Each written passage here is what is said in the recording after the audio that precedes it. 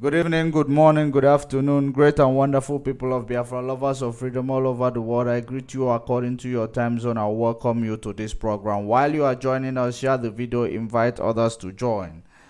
Wherever you are watching from, you are welcome to this program in this time and in this time of Elohim.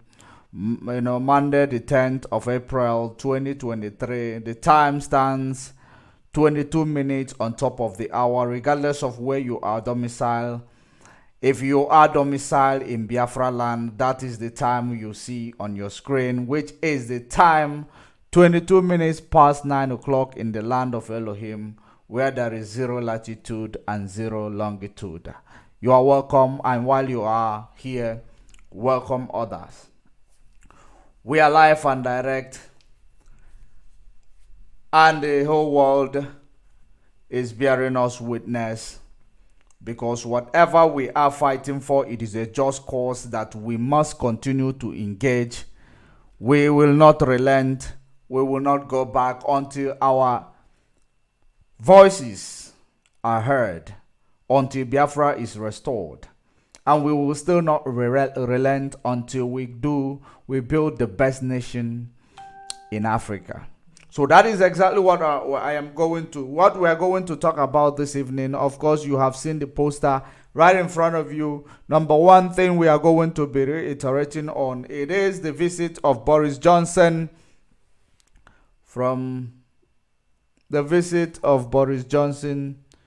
to Nigeria, and the speech of Boris Johnson in the podium.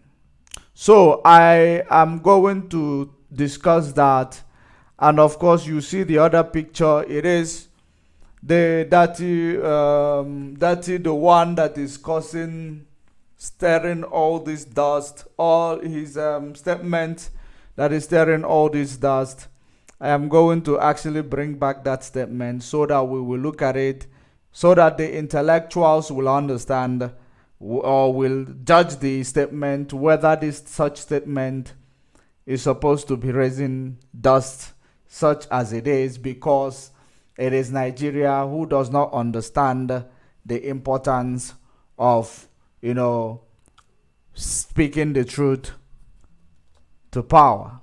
So we are going to be talking about that broadcast, and we are also going to be talking about the letter to the president, because the reason why we are going to be talking about the letter to the president Biden from our sister Chimamanda, and also I spoke about it yesterday, but the reason why I brought it back is that I want to continue to talk to you, my sister. I know you can hear me. I just want you, I want to get your concern. I want to actually get your concern with regards to your own people, because just like I said, that the letter you wrote to Biden administration, it is actually a letter that you wrote on behalf of Nigeria, and then you have not done anything on behalf of your people. Because if you look at the situation in Nigeria, it is everybody unto their people, everyone turned to their people. So I will continue to actually remind you this until I get your attention, because it is very important that iku amaro ibezia, and no matter how much wisdom you might have achieved, or I'm speaking in general, not being specific about you, and no matter how much wisdom you have acquired, where your wisdom stops is where the other ones begins. It is natural. It is something that we cannot adjust. So I am going to continue to, speak about you until I get your, attention.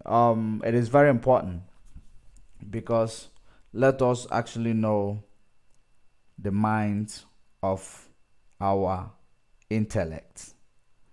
When I say intellect, I am not actually contextualizing it to your, all your denial of being whom you are. Because if I want to be rude about it, I'm going to say, um, you know, the people whom we see as an intellect or whom are called the intellect, but their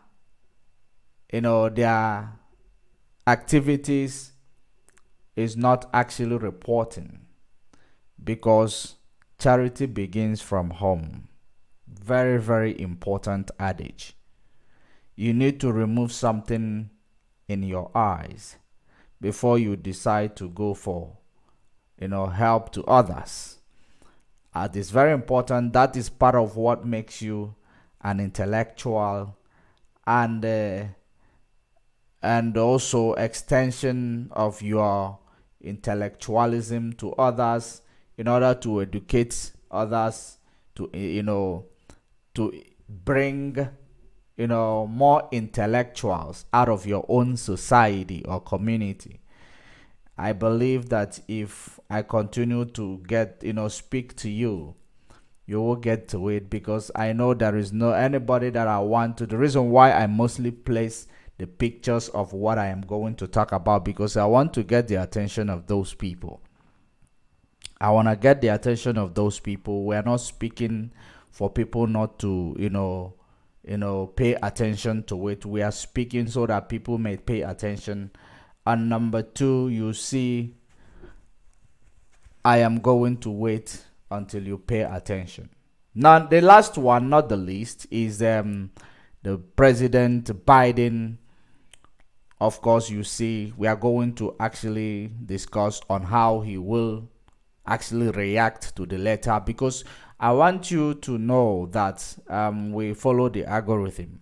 And secondly, we are going to know how he is going to react to the letter. I know that Facebook is already scared that somebody is trying to do something that is maybe saying something that does not that she doesn't like.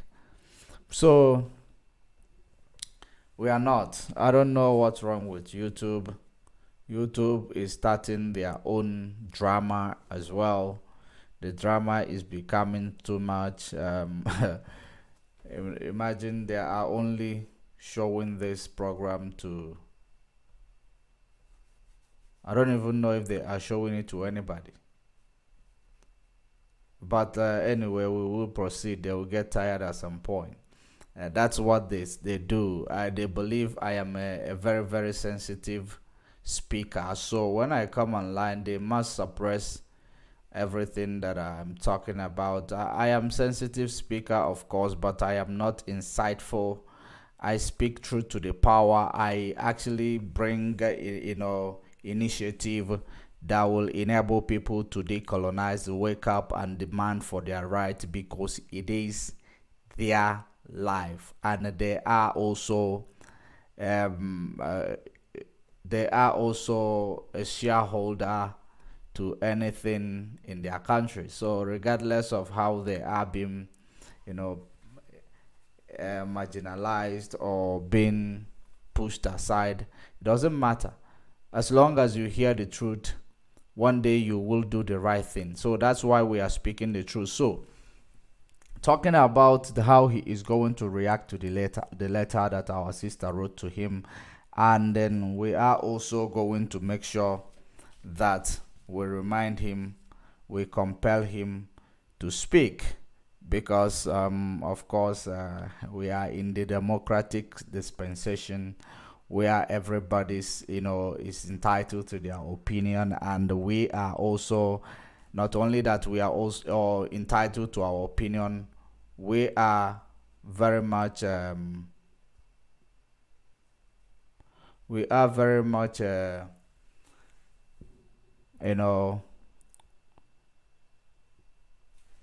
exposed to an extent that we know how to speak through to the power, and we know how to do diplomatic criticism. We know how to present our argument. We know how to actually present our story and our truth, and we know how to respond to criticism. And so that is exactly what we need to do, because the only reason why they overwhelmed us during the time we are during the genocide of 1967 to 1970 by Nigeria, sponsored by Britain, even Russia of today, that we are actually talking about, was the part of those who were supplying weapons to Nigeria. God knows how much lies Britain sold to them, but that is also by the way, because it is a digression. And then secondly, let us proceed. First of all, I want to, before we proceed with all these things that you see in your screen, I want to actually bring back to what Soludo said from the beginning of this program. Of course, you heard a lot of things said by Soludo. All his somebody also commented that just grammar and nothing. It is grammar and nothing, but I want you to understand that anything that is going to make sense in this world, it starts with education. And for people to understand where you are taking them, you need to educate them, you need to inform them. So there is no voice that is that is not useful. That's why we bring it here and there, to make sure that you are keeping up, and you are keeping up the history, the evidence, because on the day of reckoning we will be able to count our blessings and name them after another. So having heard what Soludo said, number one thing I am going to reflect on is about the census that is going to be conducted very soon in Nigeria, which our people are being called to go back home and partake in the census in their homeland. Because of course you heard what Soludo said. This thing he said it as he said it as a professor and a person who worked in Nigeria Treasury. He worked in Nigeria Treasury, and then in this, not only that he worked in Nigeria Treasury, he was the governor of Central Bank of Nigeria. So he knew where the money goes. He knew how these allocations are actually allocated. So he knows those things. He is well aware. He is well informed in terms of all that.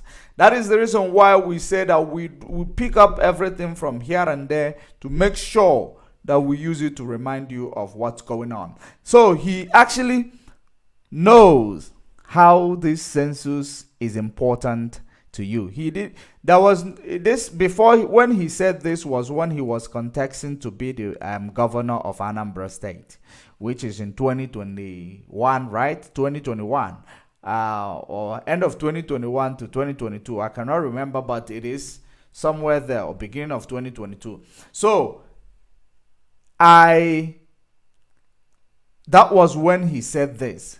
I am also reflecting on it in order to remind you, hearing it from the point of view of a professor who has the experience of what is happening in the Nigeria Treasury. Not because I'm not calling him a professor because he's done something that is extraordinary, but we don't give people such title until we see what they have achieved. Because this professorship, you can, when you finish, you can buy it. Some people, that is the reason why we don't give title behind the names of these people. Of course, he spoke so eloquently and his speech made a lot of sense. Because if you look at what is going on in Nigeria today, that when they count you census in the north, they will take your numbers and use it to bring more allocation to the north, and they will not include you into this allocation. They will eat it alone as the northern people when they use your number to collect such allocation. Have you now seen the reason why we are calling everybody to go back home and get counted? Isn't it better that it is your people that is eating that money than somebody who see you as an infidel that deserves to be killed?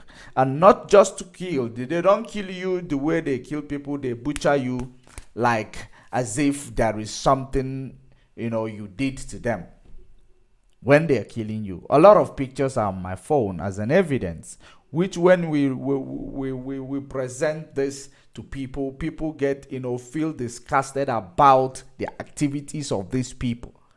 We carry our evidence all over the place. That's why we always speak the way we speak, without fear of being prejudiced, without fear or favor of anybody. We don't insult people. Most of the time we compliment them. Because when it comes to insulting people for what they truly are, we have, degree in doing that. But first of all, we need to recognize you. We need to understand what you are, aiming at and what you are up to. Once we recognize it, we will know which angle we are going to bring our, decolonization towards your part.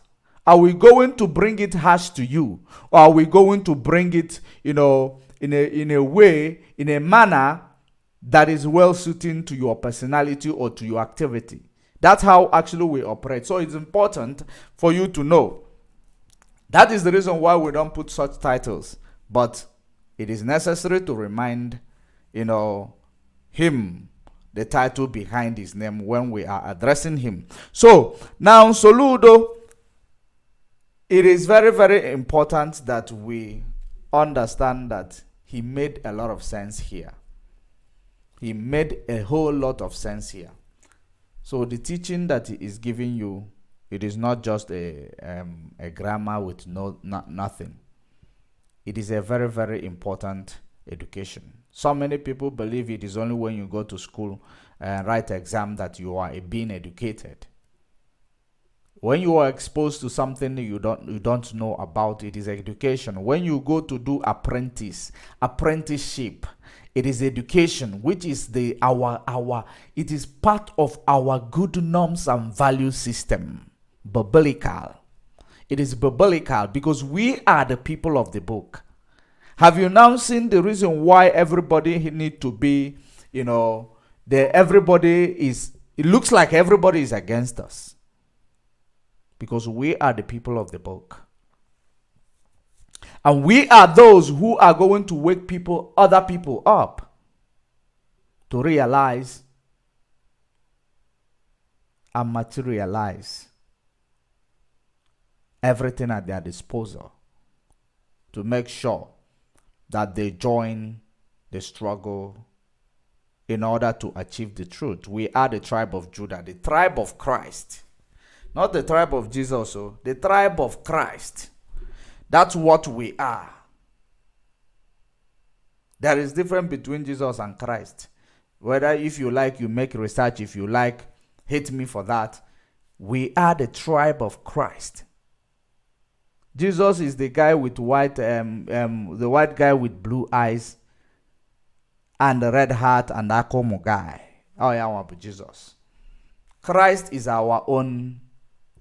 He has a dominant trait. Christ has a dominant trait. So that is exactly whom he is.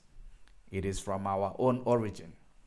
And we will stop. We can no longer deny him of whom he is.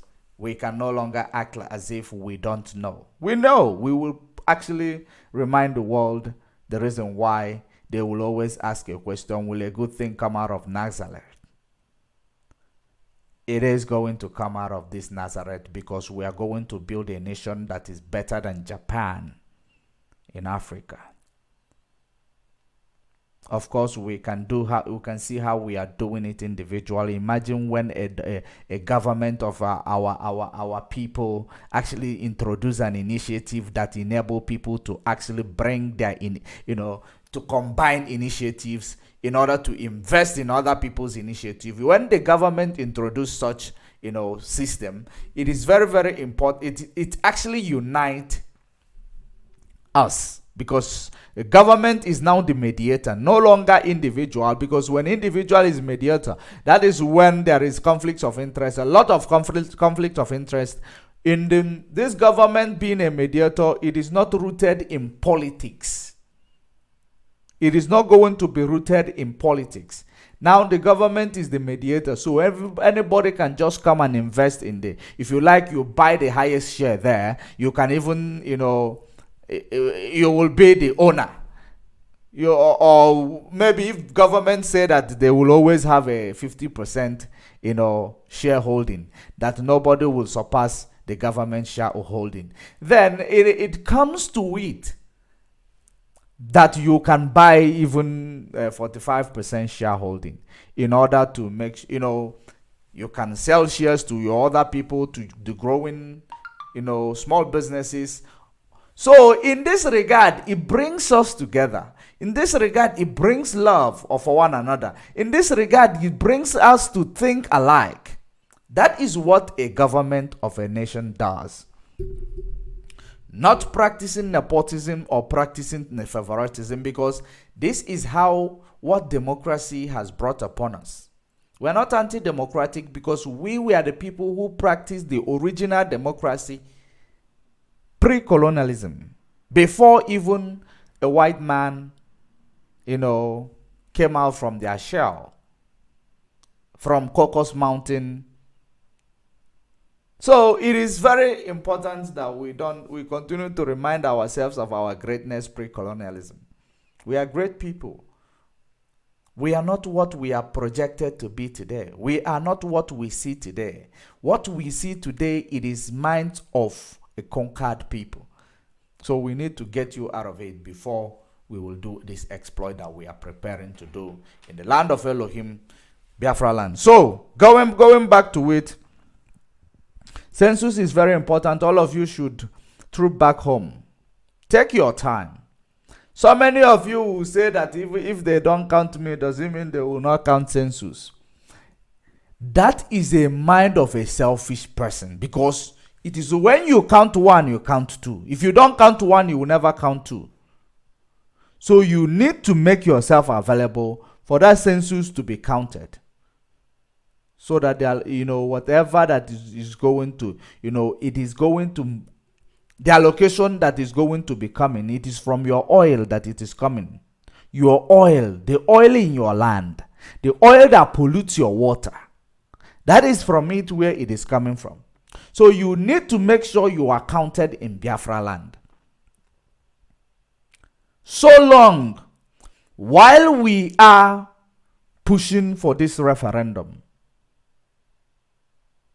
and we have our time that we are going to push this referendum. If it does not come, we look for another alternatives, because there are many alternatives. There are many explorable alternatives that we can actually bring into this struggle that will facilitate the movement.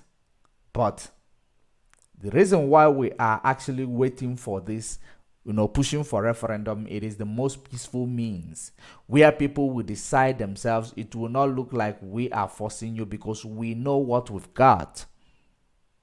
We know we know our story. We know our people. We know the blood is thicker than water. We are not scared of competition. That is whom we are. But people are scared of the material that we bring in front of them during the competition. That is the reason why you don't like us, because we present you something that you will never say no to. We present you an opportunity that you will never say no to. You have never gotten it from any other person. That is whom we are. We continue to be it until we are free. We will explore it and use it to build the greatest nation in Africa. So now, coming back to it, go back home and get counted. That's what Soludo is telling you here. A professor is telling you here, because they use your allocation to play big and to oppress you wherever you are when you are counted there, and it does not matter to them. And secondly, Soludo talked about that being a president, whether it is coming from the north, whether it's coming from anywhere, I'm going to, let me fast forward this, that it is never favored any part of Nigeria, because it is an elite game. It is an elite game. When you talk about elite game, Who are those elites?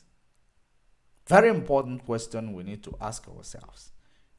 Elite could be your colonial master, Britain. And there is no other person it could be. The elite are those who sat in Berlin Conference many years ago and decided how Africa is going to be treated and handled or divided. So those are the elites. So it is an elite game. Everything they are doing, when they do something that bring economics, economic contraction, sorry. This vocabulary is not ours. Economic contraction at every given time in your own nation. It benefits them. Once it is not benefiting you, it is benefiting them. Because one person have to benefit in a business more than the other. But in our own situation, we have this symbiotic business relationship with them. That has been the problem. A symbiotic business relationship with them. I will not even call it a business. If I call it a business, it means that I'm undermining the mind and the game of the elite. It is not seen as a business. It is not called a business. It is called, master and the slave game. That's what it is called. In a real definition, or if I want to use a terminology that is best suited to it, it is master-slave game that they are playing. When they are the master, you are the slave.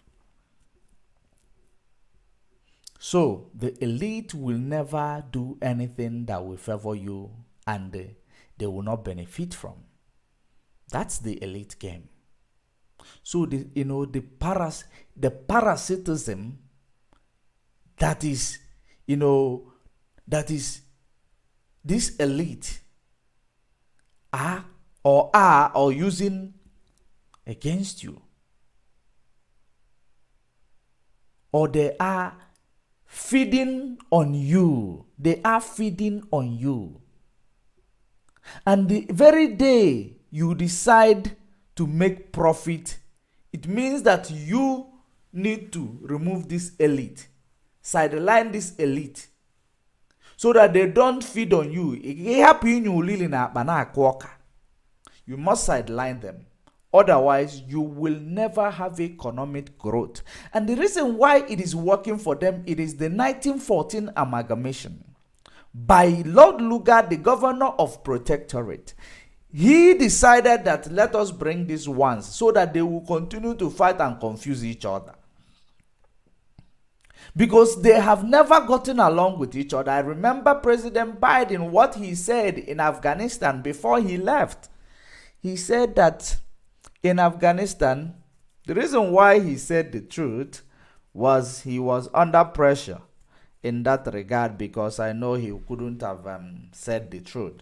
He said that Afghanistan is made up of different set of or different types of derogatories who have never gotten along with each other. I remember him and I quoted him verbatim.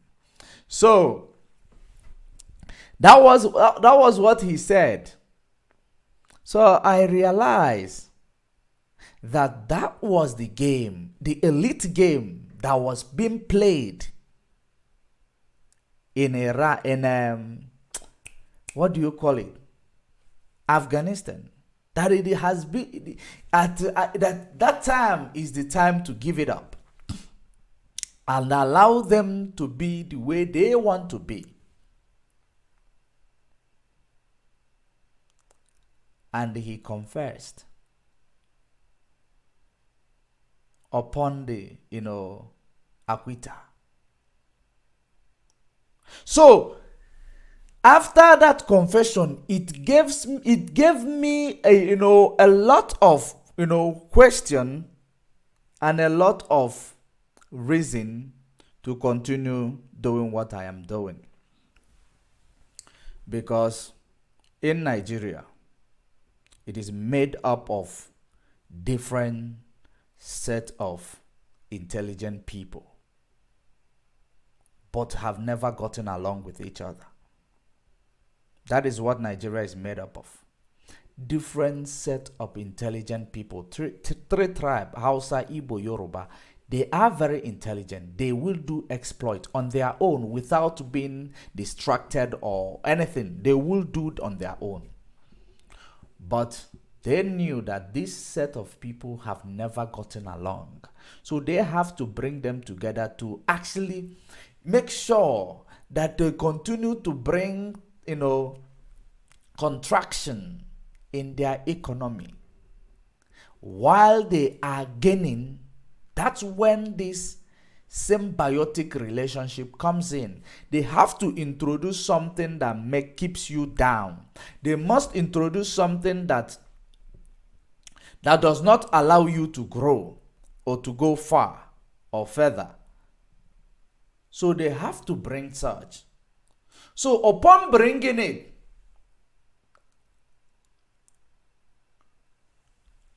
they will now strategize in a way that you will never know that it is this elite that are draining you, draining your energy, using it to, intimidate you, draining your energy, using it to actually brag about powerful, seeing you as inferior. You that is supposed to be the dominant threat because you have what it takes to be dominant. You are now,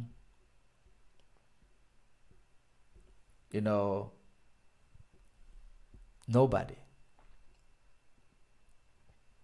Because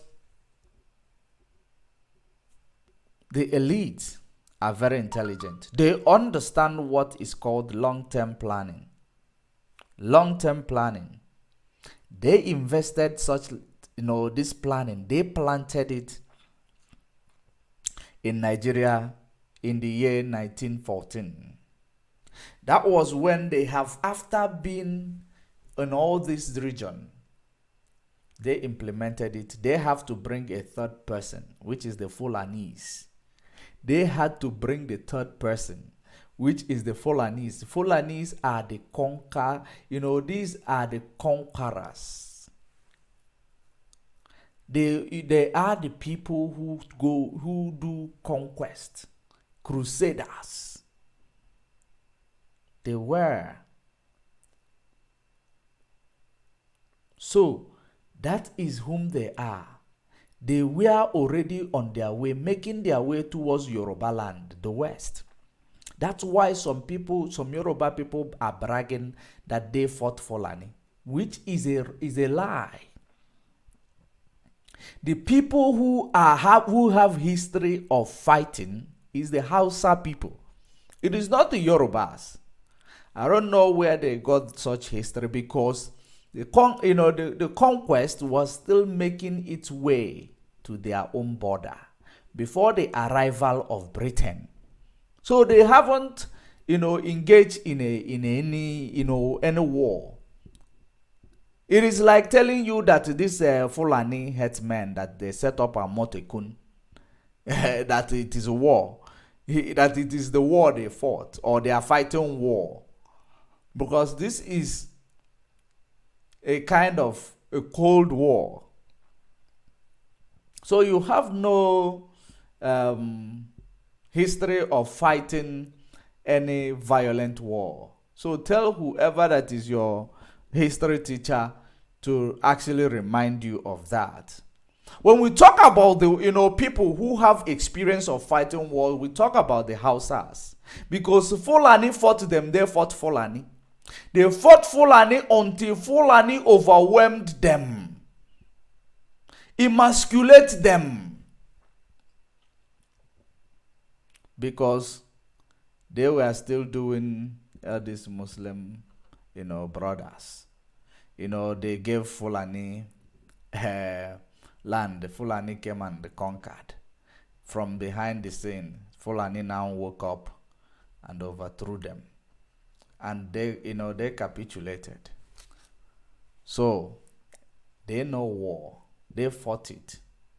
But only when they fought it when they were already, surrounded, overpowered. So it is a digression. So this elite game that we are talking about, it is the Britain. And that's why we are also going to talk about what Boris Johnson came to say in Nigeria. He spoke very eloquently. And whatever he said there is top notch, because he's speaking the truth to whoever he's addressing. But what is the mind of the man that you went to hunt with? That is always the question. What is the mind? What is the mind of the man that you went to hunt with? So if you know the mind of the man that you went to hunt with, whatever conversation they pull up, you will actually know where it is taking you to, whether it is conversation to get you carried away, or some conversation to, rub it on your face, or conversation, to act like they care. So 3 things are involved. So in this regard, I will come back to it when we go to Boris Johnson's speech in the podium of Nigeria. So I will come back to this Soludo's elite game. I will come back to it. So now we go back to the Igbo presidency, which he talked about. Igbo presidency, he talked about a person wearing red cap and sitting in Asoville. And then they will start answering Ochilos or one of their village. So, of course, the way he put it, he narrated it, or the way he set it up, will offend so many of you who are one Nigerianist, and so many of you who does not understand a constructive argument. So that is the reason why I bring it back to talk about it, because he said it is something that is very, very diplomatic and a conclusive submission. He said that what he was referring to is that he wanted to say, he is saying, not he wanted to say, that if Nigeria is not a failed state, it is okay, let me put it in a manner that you will understand. If Nigeria is a working society, or if Nigeria has a system that is working, that is enviable, that you are not supposed to be talking about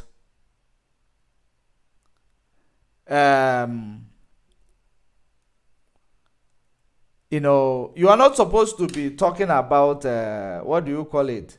I'm looking for the right terminology to qualify what I'm trying to bring up. It is called ethnicity. It is promotion, or it is called ethnicity division. Because if you are talking about Igbo presidency, that means there is something that triggers it, which is marginalization and alienation. So those are the things that triggers it. So if those things, if they are talking about it, it means that Nigeria is not working. It means Nigeria is not working. That is exactly what Soludo was talking about. But because he's a politician, he needs to be politically, correct. And if he does not put it in that way, DSS will go and arrest him. Even the DSS will not understand what Soludo said. And they cannot use it against him because they don't understand it. So I am actually expressing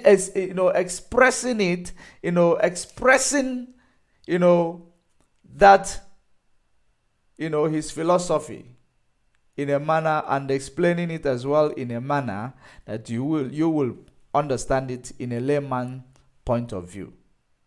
So Soludo is saying if Nigeria is working, or a working country, nation, or one nation that is at peace, there will be nothing like Igbo presidency. He is not speaking against Igbo. It is the words of intelligence. That's why I call him professor, because it is up to you, to speak up, coded language. So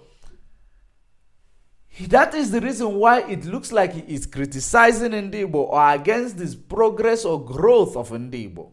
And I've seen some people congratulating him today. I don't know why they are congratulating him, but I'm going to find out the reason why some people affiliated to Tinubu congratulating him. I am going to find out. We are going to discuss it because very important. So at the end of the day, Soludo made that statement because he understands that nothing favors our people, Biafrans, in Nigeria. So it is no longer it is improper for you to start saying Igbo presidency, because it is not going to favor you. It's not going to make sense until we understand the minds of the elite. Because the minds of the elite is to keep you people that don't like each other together, to continue to fight while the elite is in benefit.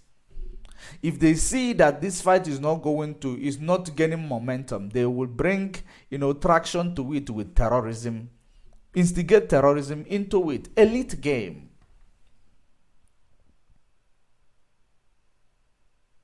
So why are we not understanding it? Why are we, for goodness sake, fighting each other when we can actually stop this fight?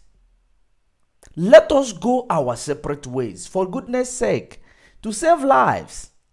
Because in my own philosophy, in my own experience, in the last more than 3 decades that I have been in this earth, I can categorically tell you that there has never been love. It is all about fake.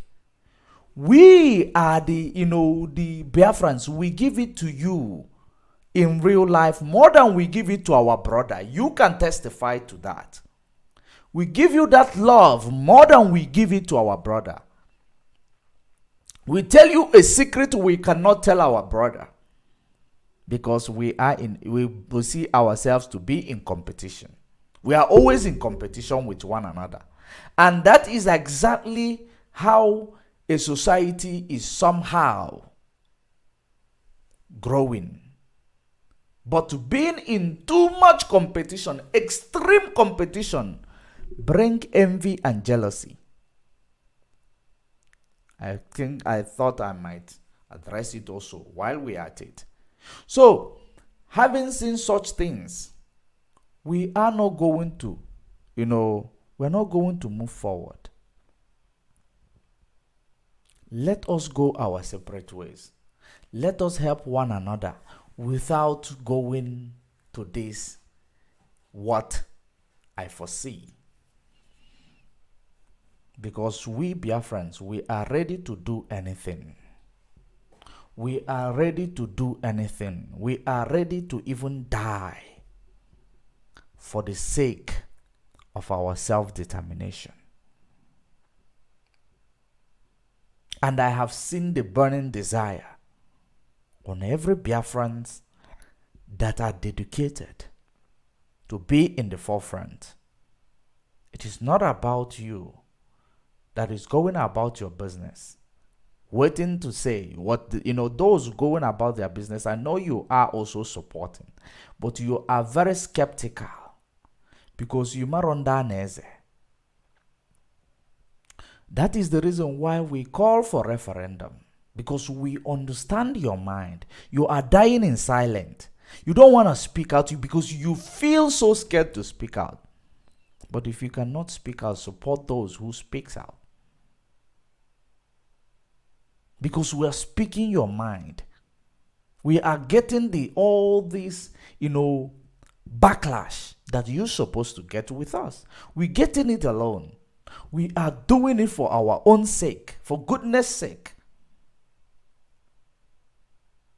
Some of the people we are, doing this for, they criticize us, they fight with us, they insult us.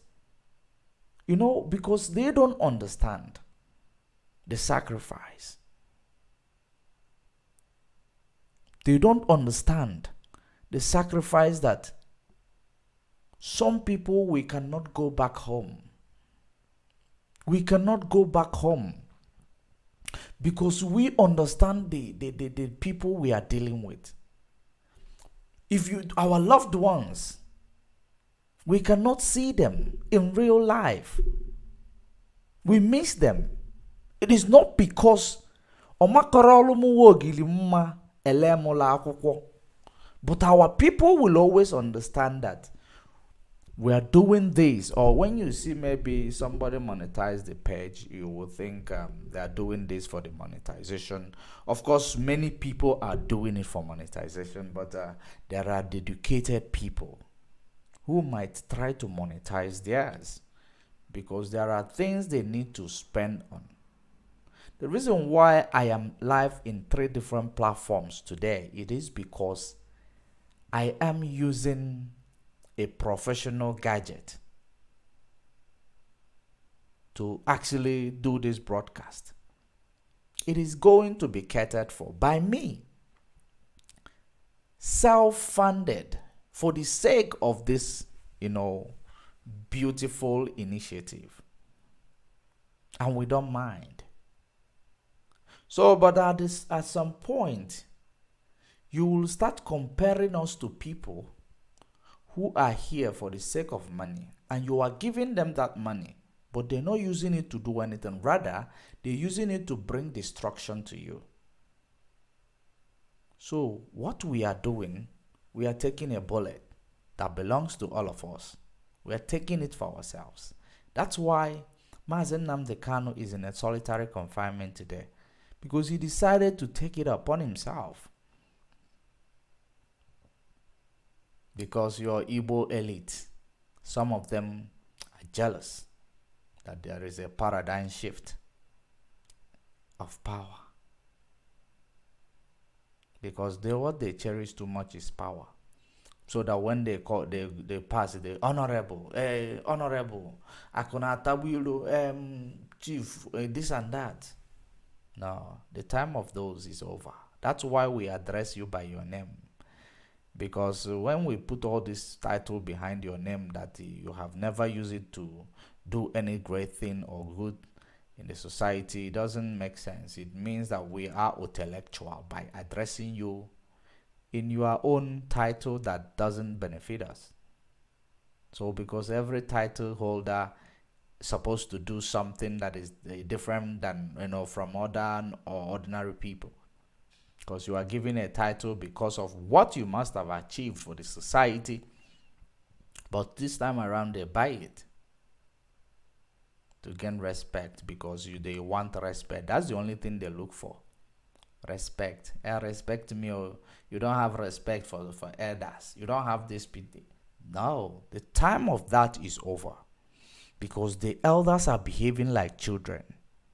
We, the children, are now having the elders' intelligence. So we need to guide you since you cannot guide us. One person must take a lead positively. And I believe that IPOB is taking that lead positively. And that is the reason why somebody like me, Judge Money, decided to, be in the forefront of this. Because it is something that needs wisdom to achieve. It is something that needs brainstorm and connection of the dot and analysis to achieve. And that's why I am here. So we will never relent. It is up to you as Nigeria, or whoever that is the stakeholder of Nigeria. If you love or value lives, divide Nigeria to its original form, pre-colonialism. Put Nigeria to its original form through, pre-colonialism.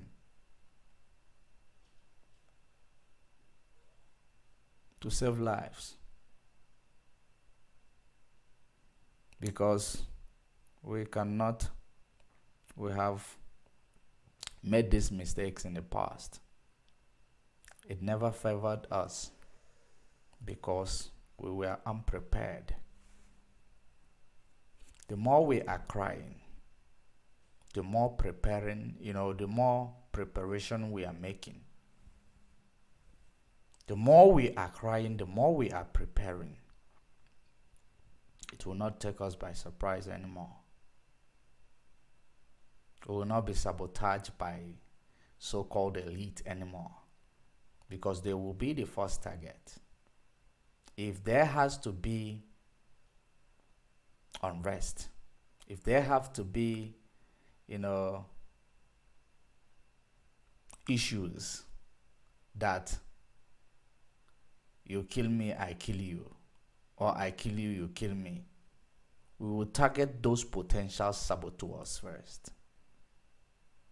There has to be war in Nigeria, because that's the only way we are going to win.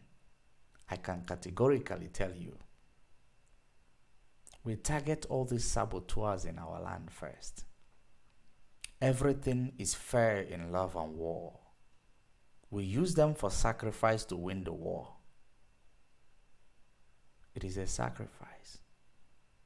That is the reason why during the time of Israelite and Philistines and other nations which they fought with, they did a blood sacrifice to their Elohim Chukwoki Kabiama.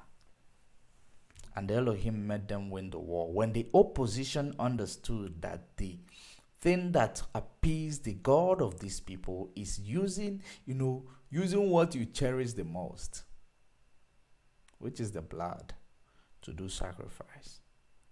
And he turned the glory of Israelites, our people, my ancestors, into shame. Does not mean he chose to love the enemy, but the enemy was more eager to do something different than the people he loved. Fana pimpi. They are not ready yet. Digression again. So, let us save ourselves from this predicament. If you are elder statesman, start elder statesmanning. If you are a governor, start governing for the sake of your people. If you are in legislature, start legislating for the sake of your people. We don't want to MNK'S because Yoruba people does not say MNK'S. Hausa people does not say MNK'S. Fulanis, they don't do MNK'S when they support their own people. How northern people supported Boko Haram to the extent that your president elect in 2015, which is then the likes of Muhammadu Buhari, the late Muhammadu Buhari. He said the attack on Boko Haram is attack on the northern people because he saw it as his people. So why can't you say such? Why can't you, even if you don't want to say it for the sake of being diplomatic, why can't you act it? Act it. They are very, very open about theirs. And you believe that you that is pretentious about it is going to get it. You think they are stupid. They are not stupid. They know that whenever you open your mouth and demand it, that's when you are serious. That's when they know that they have to act. It is the game of the elite. The game of chess, who takes it better? The game of chess that is being won by the master. It's not a children game. So, That's why Soludo is telling you that Igbo presidency does not make sense. So let's go to the business of the day. We have actually been here,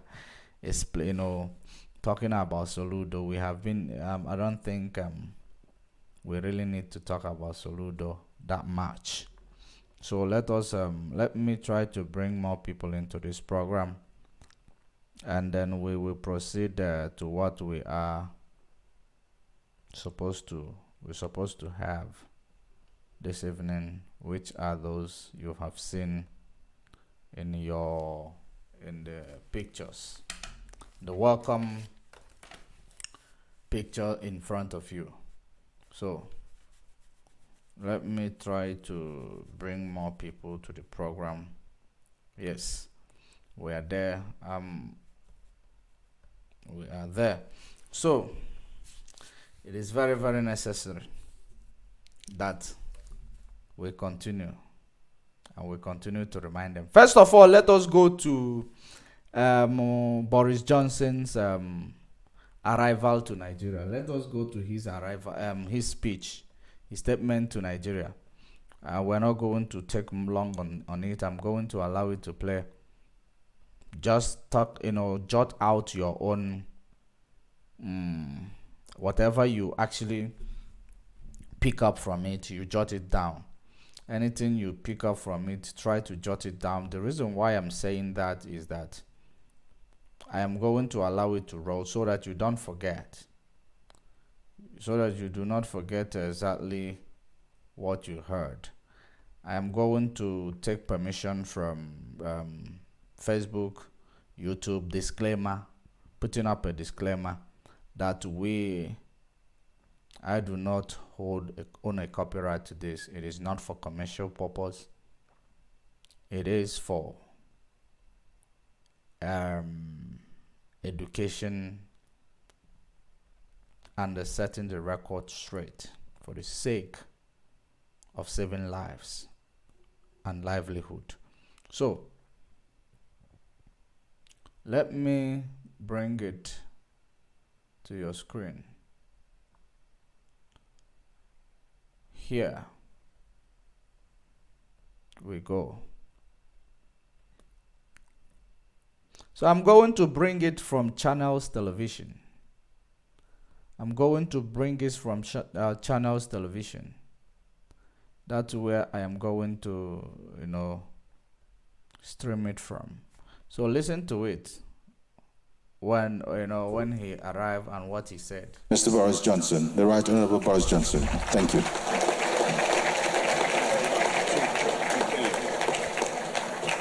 Well, thank you very, very much indeed. It's wonderful to be here, Your Highnesses. Very, very much. Wonderful, very kind of you to invite me. And listening to the speech has already been so terrific. I feel, I don't know about you, I feel rehumanized already. Don't you? And it's so good to be back in Nigeria after an enforced absence. I had to be Prime Minister for a long time during COVID. I couldn't get here. Because this is such a wonderful country for us. In a wonderful country, you don't need Google Translate. We all speak the same language. When you arrive, my flight was very late, but it doesn't matter. When you get here, you don't have jet lag, because the Almighty has brilliantly stationed London and Lagos in the same time zone. You don't even need an adapter plug for your laptop, because Nigeria has had the wisdom to continue to use those classic chunky 3-pin British plugs rather than the weedy EU 2-point kind. And here in Lagos you can even drink the local Guinness, because this is one of the few cities in the world where you actually brew the inky nectar. Even if I have to admit that Nigerian Guinness seems to be about 10 degrees proof and has a kick that would knock them out in the bars of Dublin. And of course, that's one of the. Of course, Lagos is the London of Africa, but it's also the Dublin of Africa. Why is Lagos the Dublin of Africa, Mr. Deputy Governor? because they brew Guinness, and because it's Dublin every decade. That joke needs work. It's Dublin in Dublin in size, that is. You get my point. And it's a particular honor to be here at the Anyamasigwe Foundation. And I want to pay tribute to the late Peace Anyamasigwe, who so sadly died in January. And I think Peace was a role model for women in the creative industries and a role model for female leadership around the world. And in the spirit of this lecture series, I want to talk about human potential and the way we unleash human potential, because that is the prime duty of all of us, all of the leaders, all of the teachers, of politicians everywhere. And I believe that that is the same question, the same puzzle that Emmanuel Anyamasigwe was revolving. And all my life I've been meditating on this question of human potential. Who has it? We all have it, but how is it distributed? And I began by learning some hard lessons. In my first 18 months of existence, I formed the view that the world revolved around me. And indeed, I probably believed in my infantile narcissism that I had somehow created the world, and that everything and everybody were incidental somehow to my pleasure and benefit. And then, like so many male babies, I experienced a terrible shock. Can you guess what happened? Anybody guess? My sister was born. And I had the first shattering detonation of my egotism and sexism, because it turned out that my sister was actually smarter than me. Or at least she was so quick at reading that she briefly overtook me. I can remember what happened. We're driving along, I think in Somerset, in our Renault 4, and we come to a sign in the road, and my father says, "Kids, what does that sign say?" And I must be more than 5, and she's barely. Now, from this piece, let me come in so that you don't, forget. First of all, his intro is just a normal, I can assure you, his intro is just, it is a normal game of elite intro. They have to, first of all, that is when you see somebody who want to manipulate you, first of all, they will make you to smile. They will make you to, they will make you to smile. Very, very well. You start feeling yourself. You start actually, getting carried away because you have to smile with them. That is number one. That's why every of his intro, sounded like a joke. It sounded like a joke. Then he came at it. He said that there was a time he felt like he got some position in power, that he decided, he felt like he is actually, God Almighty, that he somehow contributed in creating this world. I don't know if I quoted him verbatim, but that's exactly how I understood it. So he said that he somehow felt that he created this world, and then he was living by it. Not until his sister arrives, he found out the sister is more intelligent than him. Do you know what that means? He is referring to Nigeria's situation, those in power, feudal system of government, fascism, and those who believe that they have become God Almighty, that they will be acting like they are God Almighty until God sends, God sends a messenger. that represents God Almighty in this earth. Now, let me explain very well. So he is referring to Nigeria, the way they are actually going about carrying themselves in the name that we are political elite, we are political leaders. No one can talk to us. If you talk, we take you, put you in solitary confinement. Whatever you do, we will retaliate. We will, dehumanize you, we will maim you in a situation, in such a way that you will never talk again, without realizing that one day, every day is for the thief, one day is for the owner. Then the sister arrives, only to realize that the sister is actually more smarter than him. Because those who are sitting in that auditorium making none of them is paying attention. Because he has, sold their attention through the first joke that he cracked. Then he started feeding the rest of the public, me and you that is in the comment section. When he is making this statement, he started now giving you the story. He wants you to digest, believing that this man mean well for you. Because the ones that he is talking about, he knows that he is talking to. He knows that they are not even paying attention. They might be thinking, you might see them sitting like this, clapping. You will think they are paying attention. Their attention is already stolen.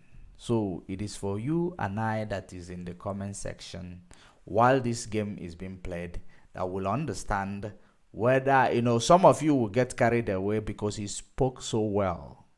He said a lot of things. Some of them are coded. That's why I'm explaining the one of sister and him being smart and the sister arrives.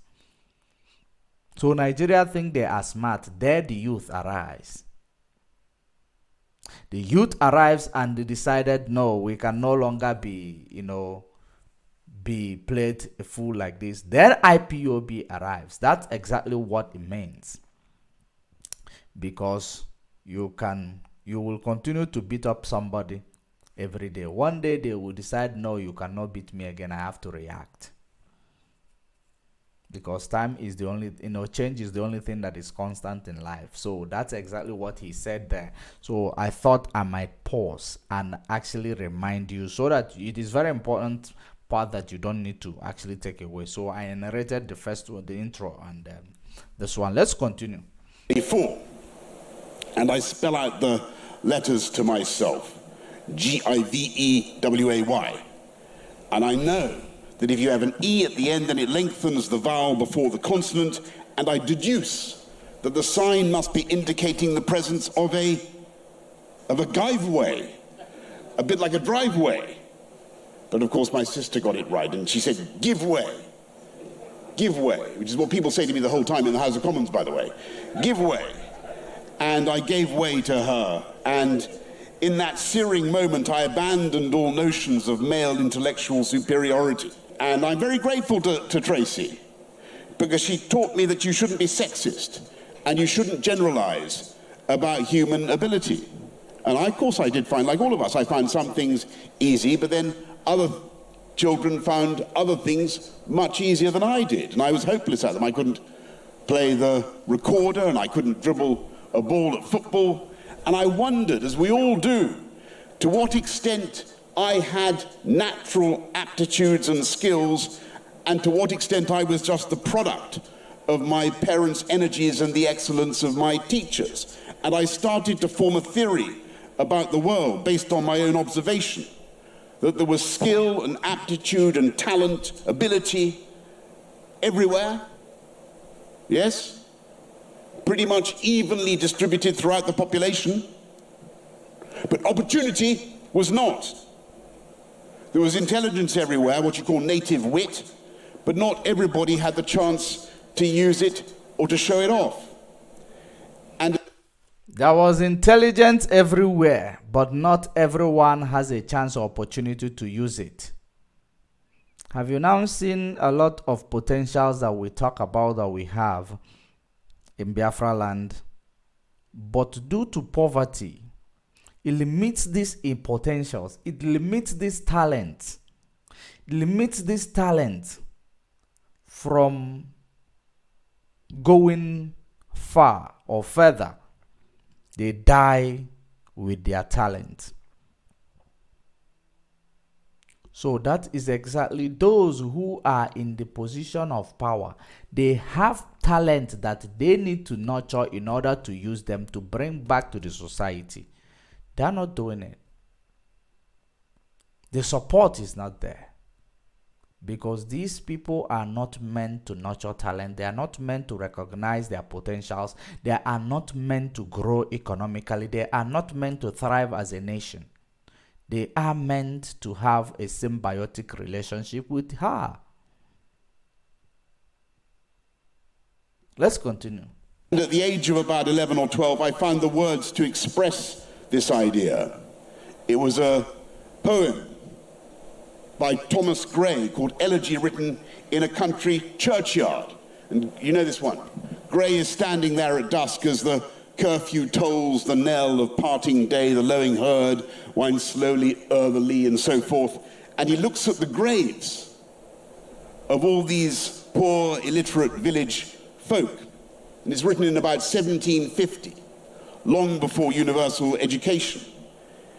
And it occurs to him that they could have been contenders, these ignorant Buckinghamshire peasants. They could have been poets. They could have been statesmen.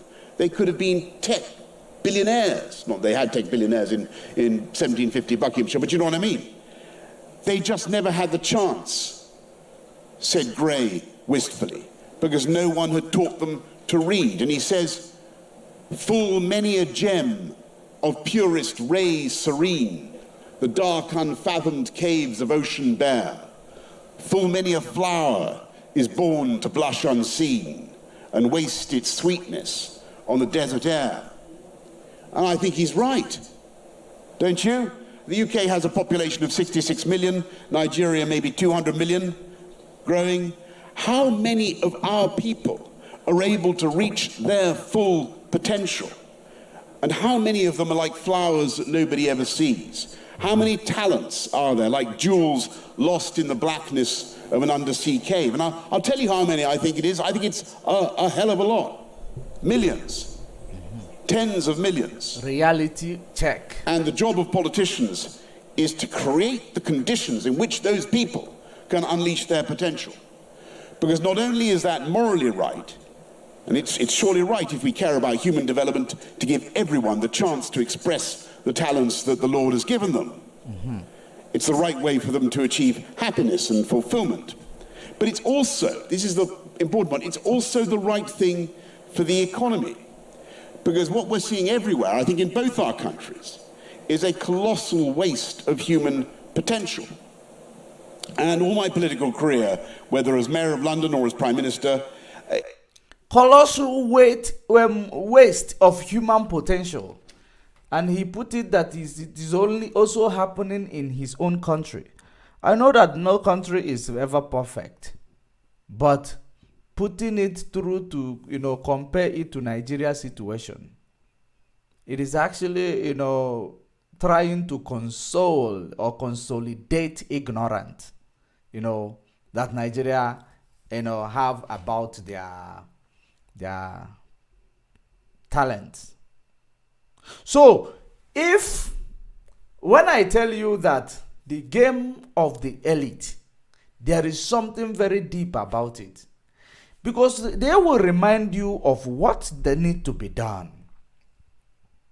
But because they know, and they are not scared to remind you of what needs to be done, because they know they have implemented a system that will make you not to do such. Because this system is about survival of the fittest.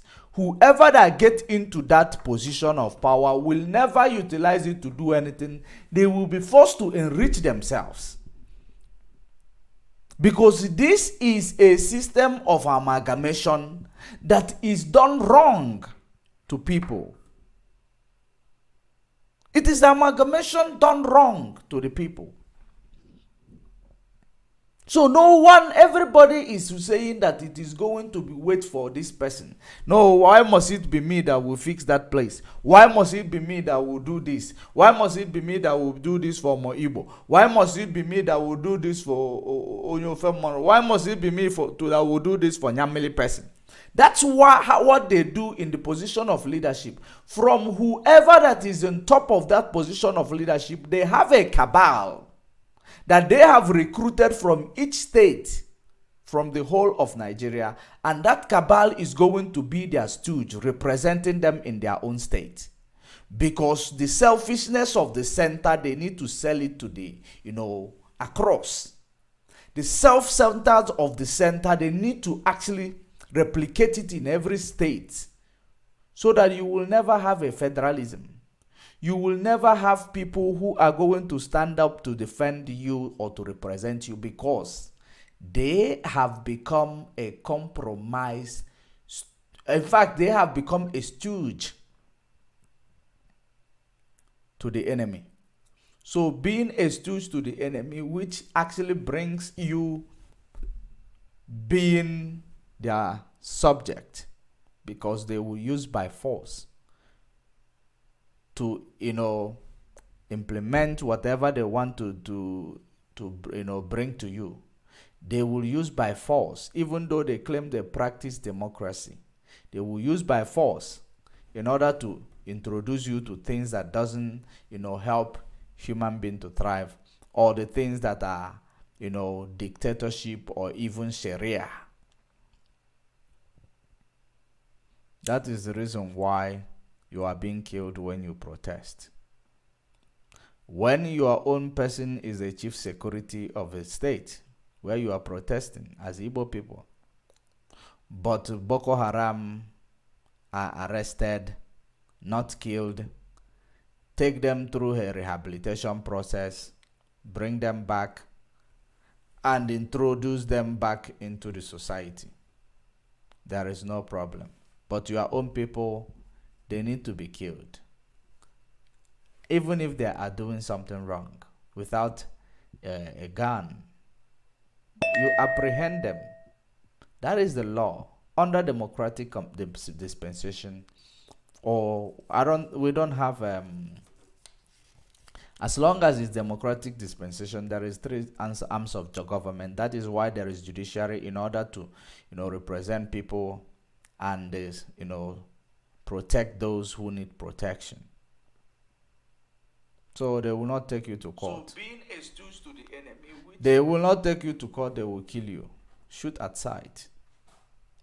That's who they replicated it few days ago by killing peaceful protesters and Nigerians who were protesting for the release of Ohamadike. They killed them. Open fire at them. The crowd killed them. It is not trending. No one is talking about it. Govt media is not going to talk about it, because Govt media is actually so scared. Whenever they use sanction to actually scare them away all the time, most of the time. But a good journalist is supposed to be a good journalist, because the reason why you sign up to be a journalist is to make sure you bring to the public information that will help the public to be safe. That's why you sign up to be journalist. It is like a doctor giving an excuse of not being a good doctor. It means you are killing your career. But it doesn't matter to them, because their legacy does not matter, because they don't understand what is legacy. They don't do legacy keeping. That's why it doesn't matter to them. So that's why he is saying it in front of you, throwing it in your face, because they know they have implemented something that will continue to play game in your mind. And of course, this game of psychological game is something we do not understand, because we always try to confront things that we see. We don't like to, accept things that we are not seeing, that is a challenge to us. That is exactly the reason why you don't understand that there is a psychological problem people are facing. You will call it spiritual problem. It is psychological problem that if they go to the hospital, they give them their medication, they will stabilize. but you call it a spiritual problem. And if you go to these pastors, they will tell you that your ancestors did that. Ifendibo metal, they will tell you it is a, or if they tell you it is Ifendibo metal, it is also part of it, because it is just a line they use all the time. But they will tell you that it is your grandmother or your mama that mama your mother, or your step father or your stepmother is the one doing it, without you knowing it is something that is common with nature in a society such as Nigeria. That is a phenomenon in society such as Nigeria. So, when people are sick, they don't understand that they are sick, psychological sick, something that has to do with their brain fog. They will not understand that they are sick. They will be challenging this sickness. Some of them are bipolar, just like I said before. Some of them are, some of them, they have dementia. They don't understand that these are sicknesses. It affects the brain. It affects your sense of reasoning. It affects your reaction to things.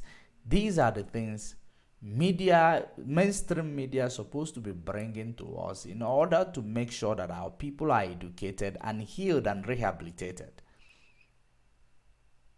That is what boggles the mind when you hear that a terrorist was rehabilitated. Take through a rehabilitation process. It boggles the mind.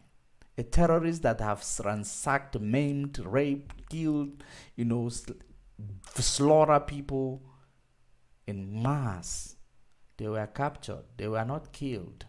But people who peacefully protest, they were killed, not captured. It is a crime against humanity that we don't understand that it is sickness. And that's why no matter how much Boris Johnson talk about the problem of these, people. I nearly call them criminals because they behave like ones. The problems of these people. I am trying to be more professional, and for the sake of Facebook and their, law they will always use to catch us up. So, the ways of these people, it is actually stinky. They will never understand it. They will never acknowledge it. They will never take it to mind. They just leave it there. After he say it, they will just say he will just go. They will wave him bye-bye. And he will smile because he has accomplished what he came for. And you will listen to it here. And I will analyze it to you. What he came for. Not all these things that he is preaching, because this is preaching to, pouring water on top of a stone purposely. Knowing that you have turned these people to become a stone. Now you are pouring water, thinking that you are watering the stone. Or for the stone to believe you are watering it, it is going to actually rear crops or germinate something. But the stone does not know that the water is not going inside. It is just falling. Or the person pouring the water will be having in mind that I'm watering the stone. Without knowing, of course, he knows. He knows what he is doing. He knows that they have made you a stone. So if they pour water on you, it doesn't have any significance. They're just using it as a hypocrite to pour water on you, knowing what they have done to you. I think it is the right way that I put it. Let's continue to listen to him. It's been about trying to solve that mystery, unleashing that talent, excavating the gem from the darkened cave, letting people flower.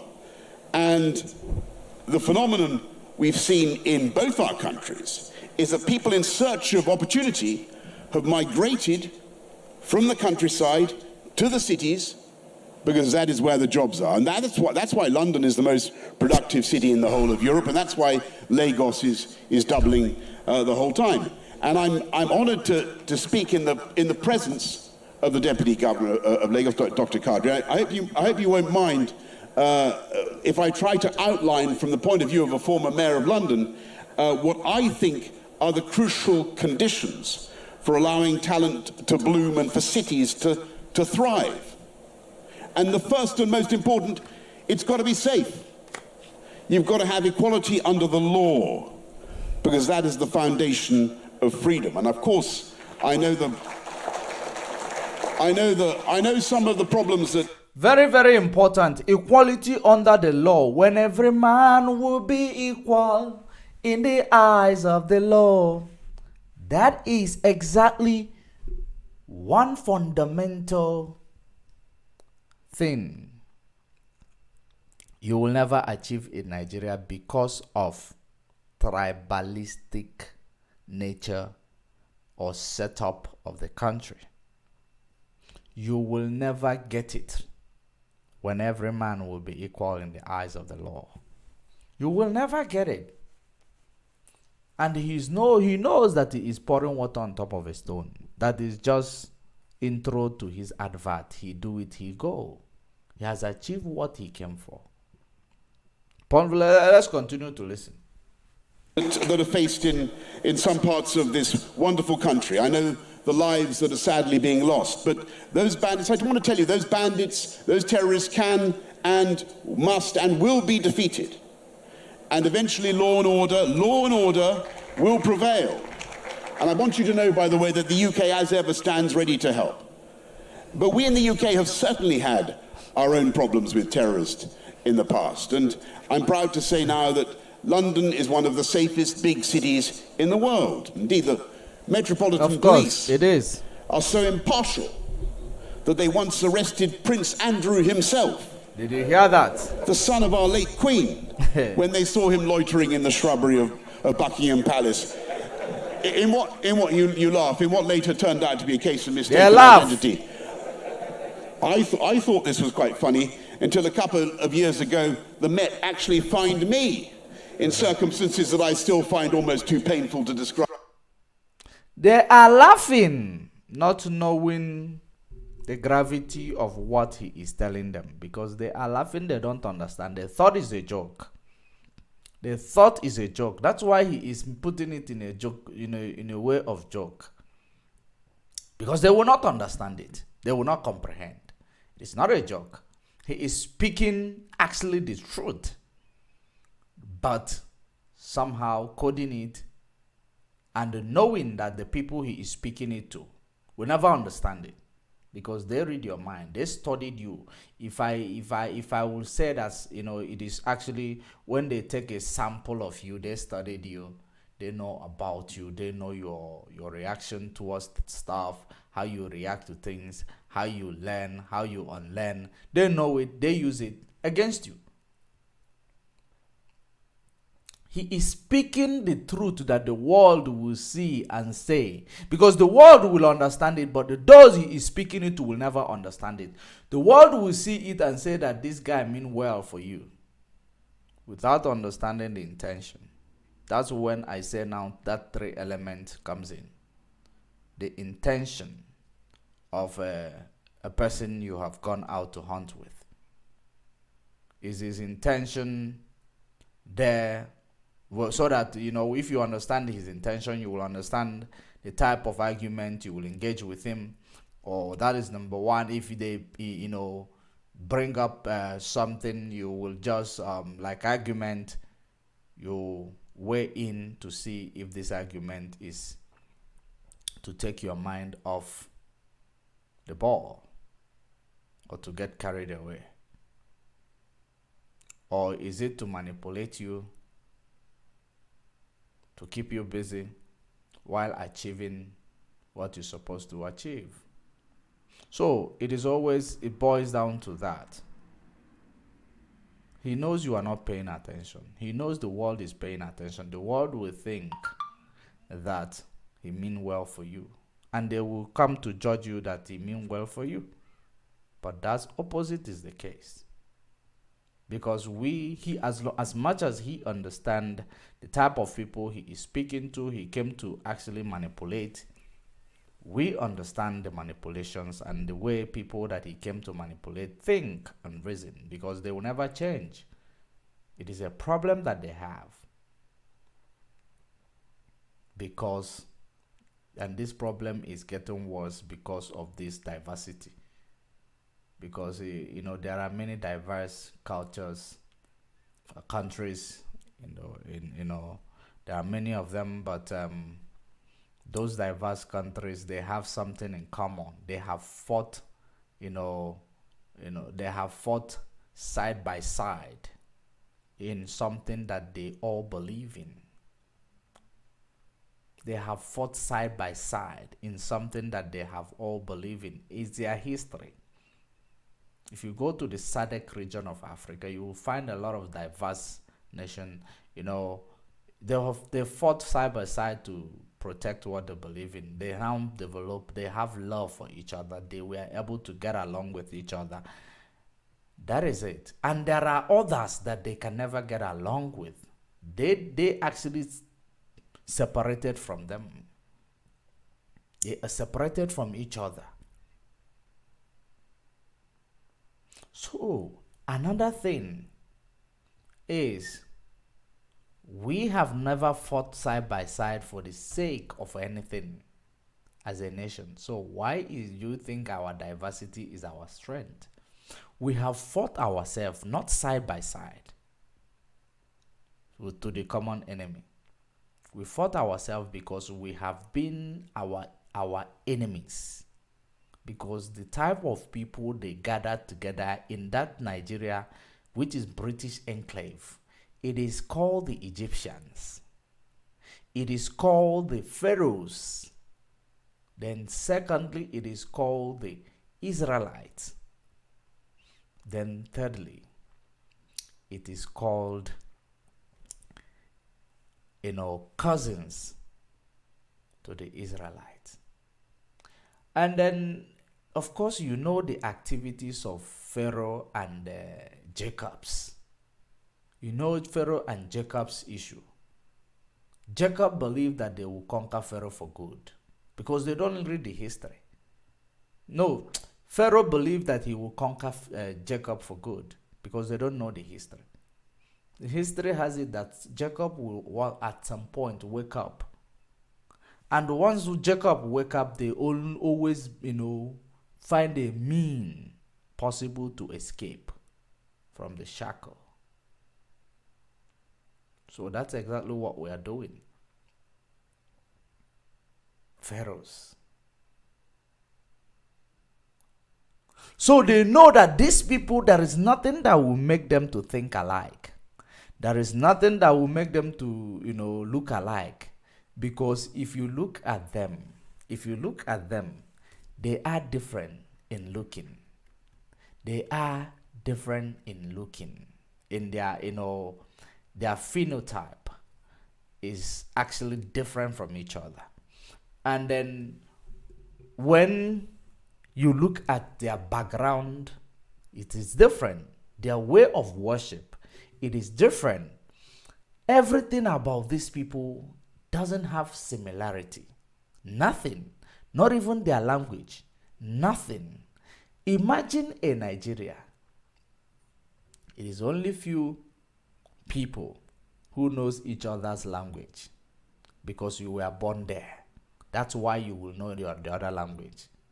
But in every other countries where there is a diverse culture, you will find, all of them, even if they cannot speak it fluently, they know one or two. They can hear and respond with other languages. But not in Nigeria. Why? Why? Because you don't care about one another. You have never had intention of being with each other. It is forcefully done. Let's continue. Right? Simply for standing at my desk in the cabinet room and eating lunch. And for followers of British politics, I want you to know that the fabled birthday cake about which the BBC and the rest of the media fulminated for well over a year, remained unseen by me throughout that 20 minutes in its Tupperware box, later to be discovered and consumed by my private secretaries. And look, whatever you may say about that unhappy episode, look on the bright side. Can you imagine the Moscow police arresting Vladimir Putin for having lunch at his desk for 20 minutes? Can you imagine the Chinese police doing the same thing? Yes, doing the same thing to Xi Jinping? Whatever else it shows, that decision, which may seem to me to be bizarre, it shows to me that there comes a criticism towards his enemy. There comes a criticism towards this enemy. Imagine he's supposed to, remember he is addressing you as Nigerians. Now he is referencing Putin, that is far from you, a rich country. World, power, nuclear power. And now addressing China, which is the world, economic power also. Addressing them, putting them in your own shoe, when he's supposed to be addressing you directly, telling you when are we going to see such thing happening in Nigeria? That the way they arrested the old man, the Igwe that said that he will bring IPOB to Lagos to defend the Igbos, was arrested. But Femi Fani-Kayode is talking anyhow, whichever way he wanted. Nobody say hi to him. Because the DSS is also, they are preparing the government they are going to work with.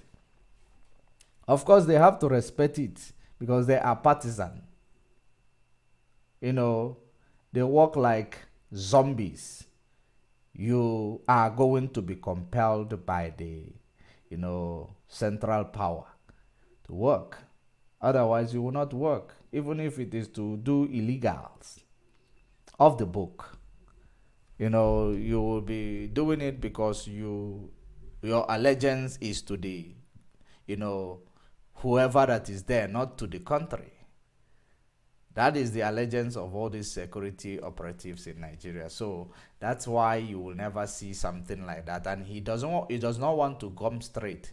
He markets his market, because his market is now telling you that Vladimir Putin is a dictator. Likewise, Chinese president. Instead of telling you that you act worse than dictator in Nigeria, more than these people that they are demonizing. So let's continue. We know the game. Law is enforced in my country without fear and without favor. And whoever you are, high or low, rich or poor, you will receive the same scrutiny and the same protection in the UK. And that is the first and most crucial freedom, and the precondition for economic growth and investment. Freedom under the law. Is that Boris Johnson talking about this? Freedom. That is the thing that make people, that make up freedom. Is that Boris Johnson that is talking about this? When he was a Prime Minister of Britain, we tagged him, we talked about all this from our own point of view. That's what he is addressing basically. But even though he will be in denial of it, but however it is, we know what we discharge, and we know when it is actually being used negatively or wrongly, or in a very wrong context. So it is what he is actually saying here. Look at it.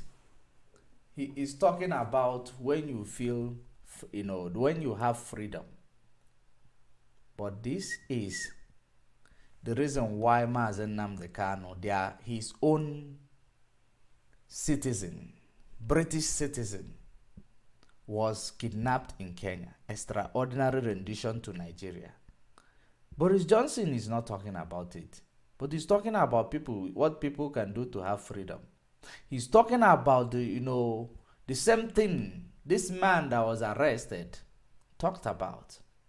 in his own way of expression. And he is in jail. Your citizen, you are not talking about it, but you are here to preach to us about when every man will be equal in the eyes of the law. Is all British citizens equal in your eyes in Britain? Or does white Britain matter than black Britain? Or white British matter than more than the other British? Because Mazen Nnamdi Kanu is a British citizen whom is supposed to be protected under British law. Nigeria is your colony. You have a lot of monopoly on Nigeria. It is reality. Even though a layman does not understand that path because it is invincible, but technical. So, you didn't talk about it. All you are saying here is preaching when every man will be equal in the eyes of the law. All you are telling us here is that you are, it looks like you are telling us a story, Boris Johnson, because you do not practice what you preach. You were a British Prime Minister when all these things started. You didn't do anything. You lead by example. If indeed you are speaking what you are preaching for these people in Nigeria, which are your colony, who are under your shackle, your ancestral invented shackle. If you were talking to them, you will never forget a British citizen, a British national that is held in solitary confinement for the sake of preaching the same thing you are preaching in his own way and understanding. So, the hypocrisy is unveiled. Let's continue. Freedom to live your life as you choose within the law, provided you do no harm to others. And the next great freedom, an indispensable freedom, is the right to choose those who govern you and the right to remove them from office. It's called democracy, and it's very precious, and it works. You see the way he is talking to you. He's talking to baboon and monkey in the zoo who don't understand. He teach you as if you are in elementary school. Of course, that's how he's supposed to teach you, because you know the quality of your mind. That your mind is just all, foolish, selfish. That is your mind. That's why you see the way he is. He's telling you like, he is tutoring you in a creche or in a pre-primary school or takara. He's tutoring you there. That's how he is. His expression is like. Think about it. Deep rewind it again. Listen to it and see if I am lying. Listen. Let's continue. And it's under attack the whole time. Why did Vladimir Putin decide to launch his evil and criminal onslaught on Ukraine, triggering the worst war in Europe for 80 years? He is reminding us of what Vladimir Putin is doing to Ukraine, but he never remembered what they did to Biafrans, 1967 to 1970. Under the watch of late Queen Elizabeth II, more than 3.5 million women and children were killed through hunger and starvation. A war crime was committed on Biafrans. Who paid for it? Nobody. But he's here telling us about Vladimir Putin. Even if what Vladimir Putin is wrong, I don't see it to be wrong. I am telling you honestly, because when these people say yes, it means no. You see this man in front of your screen, when they say yes, it means no to Africa. When they say no, it means yes to Africa. When you begin to understand these people like that, you will now understand that you are decolonizing. You are in a decolonization process. We were killed. Our mothers, our parents were killed in this war, genocidal war. Russia was, manipulated to, give weapon to Nigeria to kill us. Britain did it. Britain were giving weapon to Nigeria to kill us. I am saying this on air, and I am saying it, in real time. It is a history that is there. And at the end of it, our people were manufacturing their own weapon at early 1960s, mid 60s. We were manufacturing our weapon to fight off British war machine, fight off Russia war machine. We did it because when French decided to smuggle weapon to us, British used a BBC to sabotage French. That was the alliance between Biafra and French. That's when you started seeing French in your curriculum.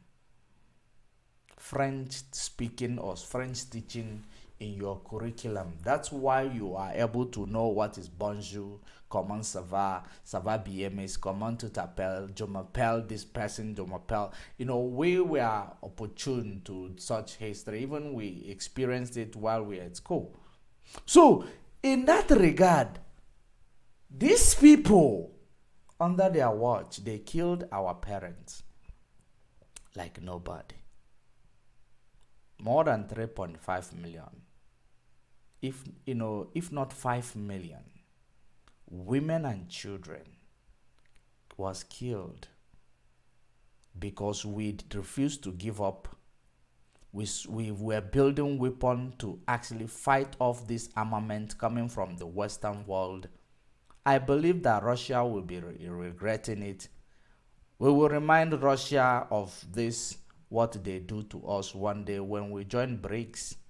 And we will crack a joke. They will say, apologize to Biafrans. And I am very serious about it. We will remind them one day, because if the West does not want us to have a good relationship with them in this era or in this, juncture where we are taking our destiny into our hands, we will, explore any means possible to get what we are looking for. It is no longer the time you set the bar for us, because we are not going to take your bar. We set the bar for ourselves so that you don't come to educate us like children, just like you're doing right now. Let us continue. Because he could see that the Ukrainians were choosing a different path. They were going towards an open, liberal, democratic system, a different system from the one that he was permitting to the Russian people. And he could see that there was a risk in this for him, and that as Ukraine succeeded and aligned ever more closely with Western democracy, that the Russian people would themselves demand change, and that Putin's own position would be under threat. And why, by the way, do you think he miscalculated so badly? Why did he fail to foresee the heroic resistance of the Ukrainians? Why did he get it wrong? And by the way, the Ukrainians are going to win. Just so you know. I'm very proud of what the UK did when I was Prime Minister to help them with lethal aid. We were the first major European country to give them serious quantities of lethal weaponry, the shoulder-launched anti-tank missiles in particular, and they helped the Ukrainians to kick Putin's forces out of Kiev, out of the Kiev region, out of Kharkiv, out of Kherson, and I believe that this year in 2023 they will be able, if Ukraine's friends continue to give them what they need, to kick Putin out of the whole country. But why did he get it wrong? Why did he underestimate the Ukrainians? He's normally thought of as a brilliant chess-like calculator, isn't he, Putin? I'll tell you. You see how he is lying to you people? Because the little man of Ukraine is being manipulated and deceived. He's destroying his people and his country, fighting a war he can never win. So you see how he is here to educate you about war in Ukraine instead of educating you about war crime they committed in Biafra, or how you are going to overcome your problems in Nigeria, which is the topic. Now he is now trying to explain to you the reason why you must hate Russia and China. This is the real reason why he is here. He is now doing his marketing. Let's continue. Tell you why.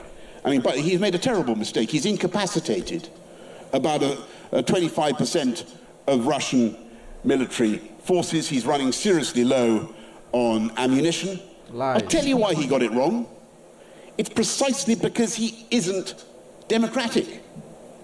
It's because he was surrounded by yes men and sycophants, and he didn't have backbenchers like I do or did. Yeah.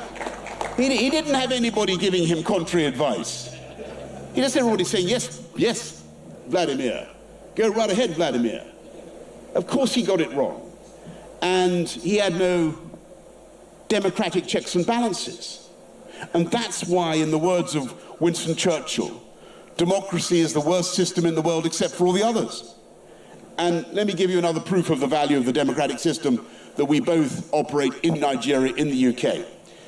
Who here has been vaccinated against COVID? Who's been vaccinated? A healthy majority there, I'd say. Virtually everybody. I've been vaccinated, by the way. But who had Sputnik? Right. Advert. Who had Sinovac? Advert. Look, I mean no disrespect to anybody who used either of those vaccines.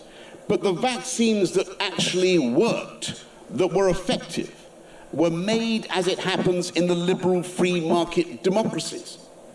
The medically effective vaccines. And that was extremely telling, because it's in the liberal free market democracies that the best scientists actually want to live.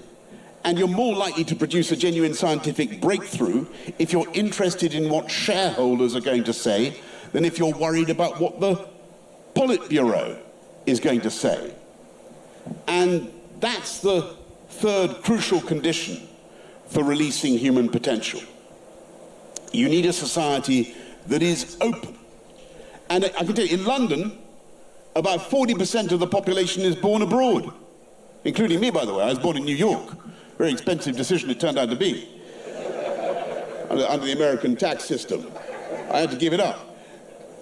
But in London, we speak more languages on the streets of London than virtually any city in the world, obviously with the exception of Lagos, where I know hundreds of languages are spoken. And that's why London is such a ferment of creative energy, like Lagos. We have more tech unicorns in the UK than France and Germany and Israel combined. We have one roughly every 2 weeks, a new tech unicorn being born. We have fintech, medtech, edtech, biotech, nanotech, green tech, Aztec, Toltec, Miztec. The whole thing sounds like 15th century Mexico. And I pay tribute to the role of Peace Anyamosigwe in setting up the Oscars of Africa. But we have almost as many films made on the streets of London as in Hollywood itself. In fact, I believe that London, Lagos, and Los Angeles are the biggest centers of movie production in the world. So, So what are the ingredients? Are you following me? You need freedom under the law, security, democracy, openness and tolerance, but even that is not enough for urban success given the challenges we face. And to deliver equality of opportunity and to unleash human potential, the state, all of us have two more giant tasks. I'd like to have the Commissioner for Transport here. I used to be chairman of Transport for London. You need to allow talent to move. I mean physically move. You need people to be able to move swiftly and affordably, cheaply, from where they live to where they can maximize their talents. Absolutely fundamental. Absolutely fundamental. And it's one of the many blessings of living in London that in 1853 they came up with the idea of putting trains in drains, they called it, trains in tunnels. 1853. So that suddenly millions of people could move underground at high speed, and they didn't have to wait in giant traffic jams of stationary horse-drawn carriages with the dung piling higher and higher on the cobblestones. And today, the mass transit system of London is so efficient that every morning it sucks in millions of people on tubes and trains and buses from far outside the capital, and then every evening it expels them like the digestive tract of a vast undersea coelenterate.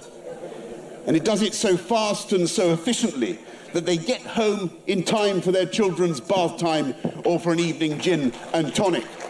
And that's what we want to do.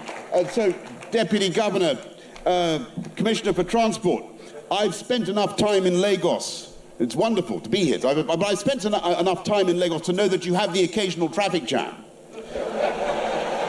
Just a little bit. I mean, it's a sign of dynamism. It's a sign of growth. It's a sign of activity. But it's a barrier to opportunity. It's a barrier to the unleashing of potential. And I know that you are building wonderful mass transit systems and a metro. How's it going? Fantastic. What I want to say to you today, in an absolutely unashamed way, as the former chairman of Transport for London, let's do it together. When I was mayor of London, thank you, Anya Masigwe family.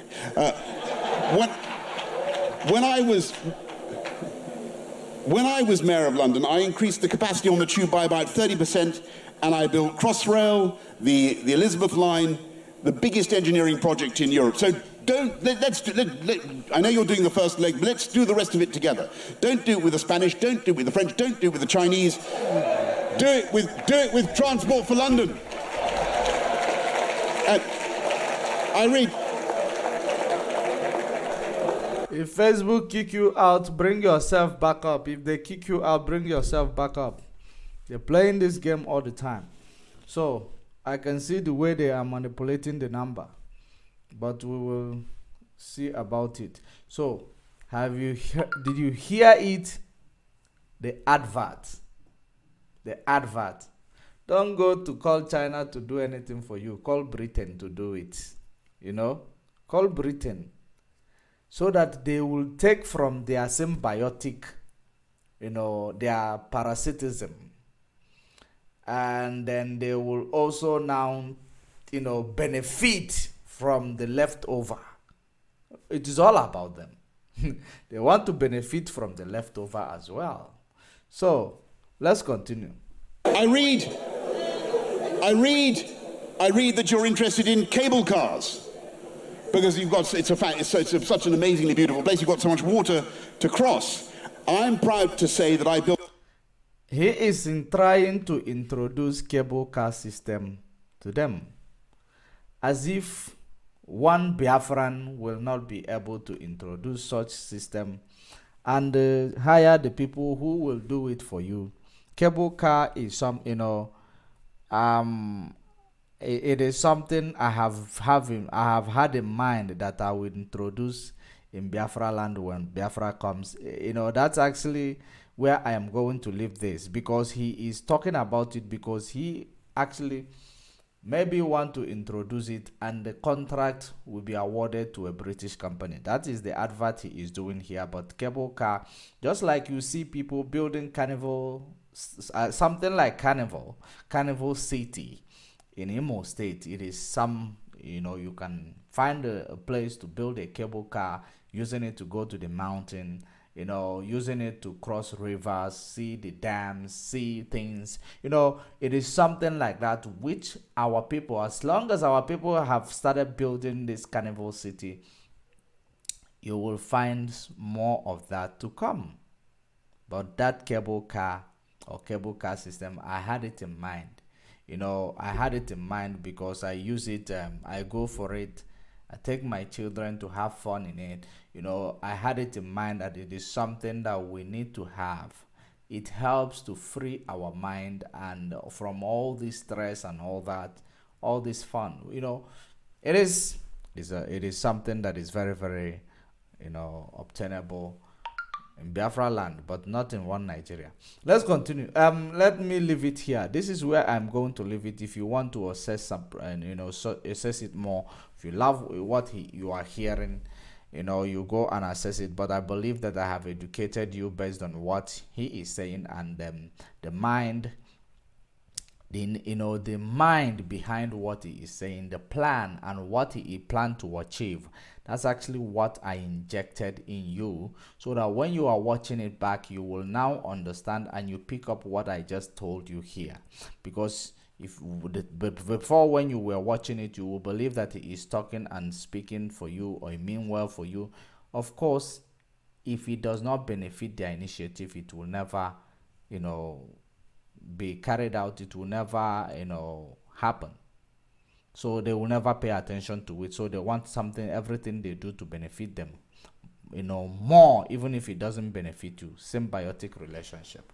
So now I am going to leave it here. Of course, you have heard it. These people are the problem you're having. Do you believe they will be your solution? Because if they solve the problem that you have, it means that they have impoverished themselves. They have actually, start a problem for themselves. So how do you do that now? You have to solve it yourself. So that, because it is this adage derived from them. Come on, it is better than Kelly Webe. When the mouth that is already eating, instead of it to close, it is better than the one that is not eating yet. It shouldn't open. So that's how it is. I leave it here. So now coming back to the other thing that we have, the message that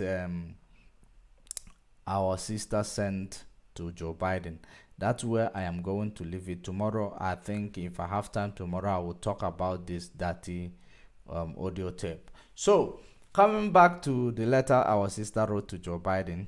I know that the letter she wrote to Joe Biden, of course, like I always say, it is for one Nigeria, and then I want to see how Joe Biden is going to react to it, because the reason why I said I want to see how Joe Biden is going to react to that letter, it is, let me see if they are selective in what they respond to, because of course there was a time Nicki Minaj made a statement on COVID-19, and they set her up, in the name they're inviting her to come to White House to discuss the problem of her saying that the boyfriend to the friend got a swollen scrotum after taking the vaccine. So it was then immediately when she reacted that she was invited to White House to speak about it, they shut it down. They say she's lying, she's insane,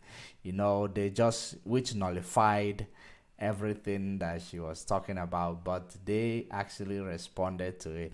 So I want to see how Joe Biden administration is going to respond to this letter that our intellect Chimamanda Adichie Ngozi Chukwu sent to the Joe Biden administration, because of course it is a letter of democracy, and I see that Joe Biden is planning to go to SADC region of Africa in order to preach democracy there and, appreciate the democracy there. So I believe that this democracy we are talking about, it is part of the reason why you will be traveling to, or SADC region to, preach democracy there. I don't know if it is the reason why the vice president of the United States went to Ghana, and did she go to Malawi? So I don't know if it is exact reason, but I don't know, but I believe she went to obtain what is good for business for United States. So, but I don't know if it is not. I don't think it is about democracy. So that means that you're traveling, coming to SADC region, maybe still intact, and we will see if you go there. So when you are going to preach about democracy in such areas, I want you to know that the letter that my sister wrote to you, Chimamanda Adichie, she is the namesake of my two children. One is Chimamanda, one is Ngozi Chukwu. So, I want you to understand that the letter she wrote to you, it's about promoting and fostering the democracy that help people and help nations. That is exactly what she wrote to you. So it's either you ignore it or you respond to it. Two things involved. And if you ignore it, I will assume that everything you do in this quest of promoting democracy, it is all about your selfish benefit. It is not for the people. If you ignore it, I will know it is not for the people. Even if you are not going to do much or throw a sanction the way you throw to people you don't like, whether they did something deserving sanction or not. At least comment, say something. Take back the congratulation that came out from your regime or from people around you. Take it back. Or congratulate him and give us the reason why you are congratulating them. The fact and figure. Because we have our own fact and figure. As long as you are going to talk about democracy, you promote democracy, you talk about democracy, China is not democratic, Russia is not democratic, all these people, they are, tyrannies, tyrants, I want you to now, let's promote this democracy to your own, to your own, level of satisfaction.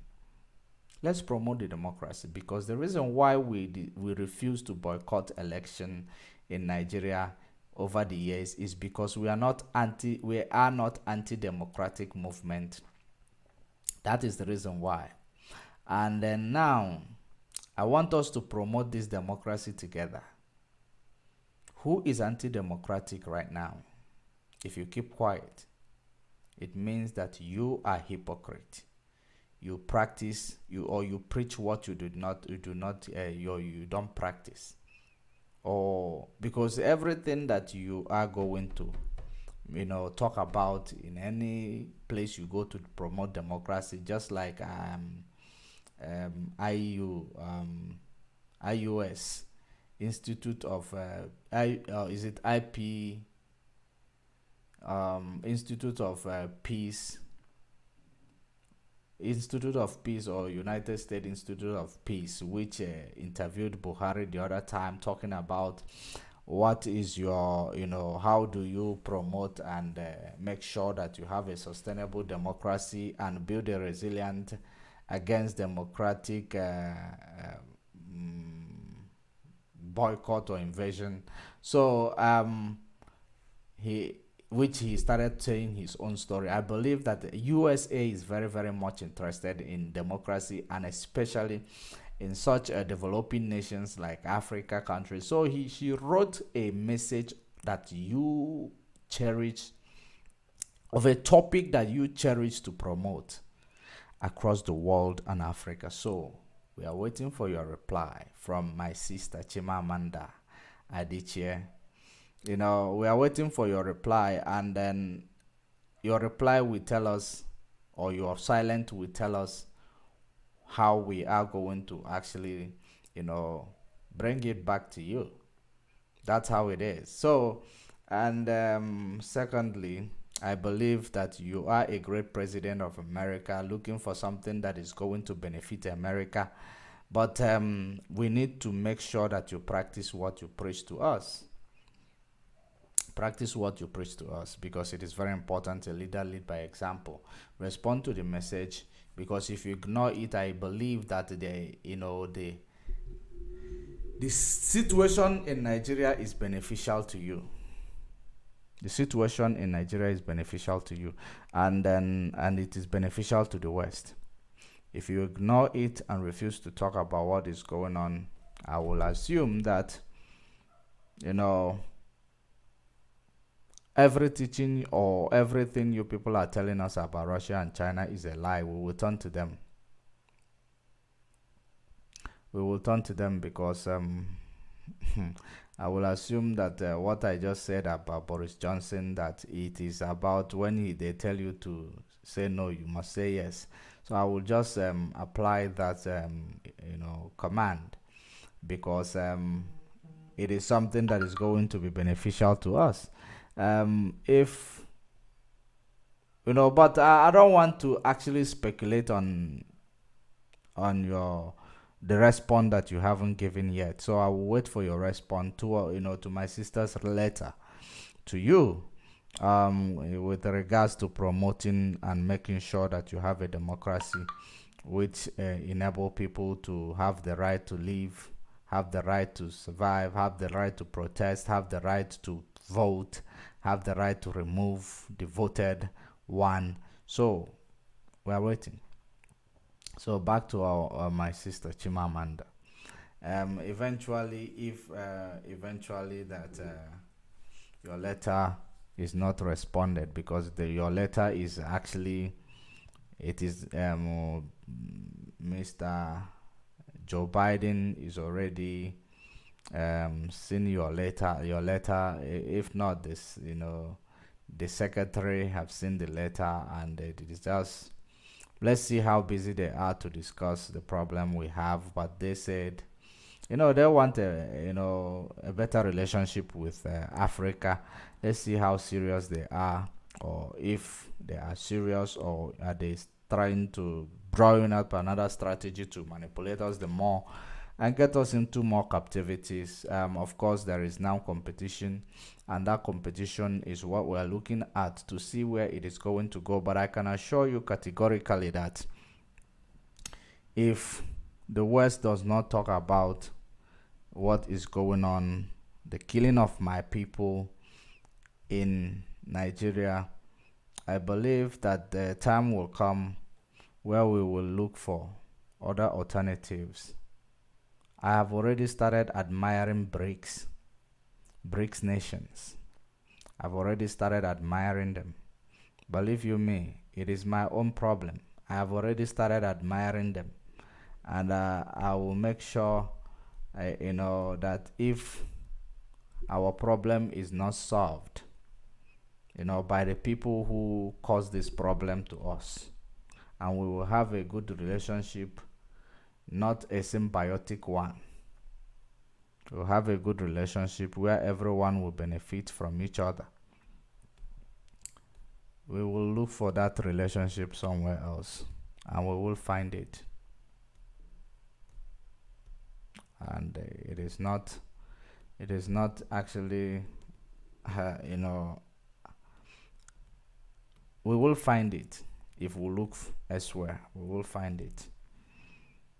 And then, but for now, we will continue to explore the peaceful means to get what we are looking for, because Nigeria is going to be disintegrated. Nigeria is not a name of anybody. It is not a name of any animal coming from Africa. Nigeria is not a name of anything made in Africa. Nigeria is an insultive word. Nigeria is an insultive word. given to black people. So how on earth is a cursed word, word going to be given to a nation, and you expect that nation to thrive? Because of course there is, if that is why people do tarot reading. You see people who does tarot reading, when they look at you or when they see your name, they will tell you about you, because your name determines what you are going to be. It play a lot of role in your life, whether you like it or not. So many people might say it's superstitious, but it doesn't matter. But that is reality of life. The reality of life is that your name has a role to play. So Nigeria, the name given to the slave that was taken to USA, Britain, Belgium, France, those were the name given to them. And it was named after a nation where they come from. We need to break that in order to make sense. Thank you for watching. Like I said, I am going to discuss about that is program tomorrow. I don't have time. I'm very exhausted right now. Very, very exhausted in front of this light that I'm using. And I believe so it is important that our sister, we are waiting for your response to be given to you, and we are still calling on you to speak about this genocide going on in Biafra land. Military ransacking villages, killing people, burning down their houses, shooting the youth without any provocation. Just like the protest, of course, you are from there, you can make a phone call to see what we are talking about, because we don't talk about things that doesn't exist. So you make a phone call to see if we are actually saying the truth. And then if you find out, you need to speak for the sake of your people. Charity begins from home. Akulona maranya baya. Bring your intellectualism to help your people. Looking at you in this beautiful picture of you that I have in front of me, have you now seen how beautiful your culture is? Have you now seen how, things that are done by your people, how colorful it is? Have you now seen it? And then if you see things done, by our people, it is very, very colorful. Comes with primary colors, mostly primary colors, because we are the beginning. We give life to others. So that's why even when you see Biafra flag, there is a primary color there. Very colorful. Most African flags, they are very, very colorful with primary colors. So, topic for another day. So this beautiful culture that you enjoy, I can see the smile on your face when you are, when you took this title from Undichi and Andozo, from your village or from wherever. I don't know where it happened. Maybe it happened even in the United States.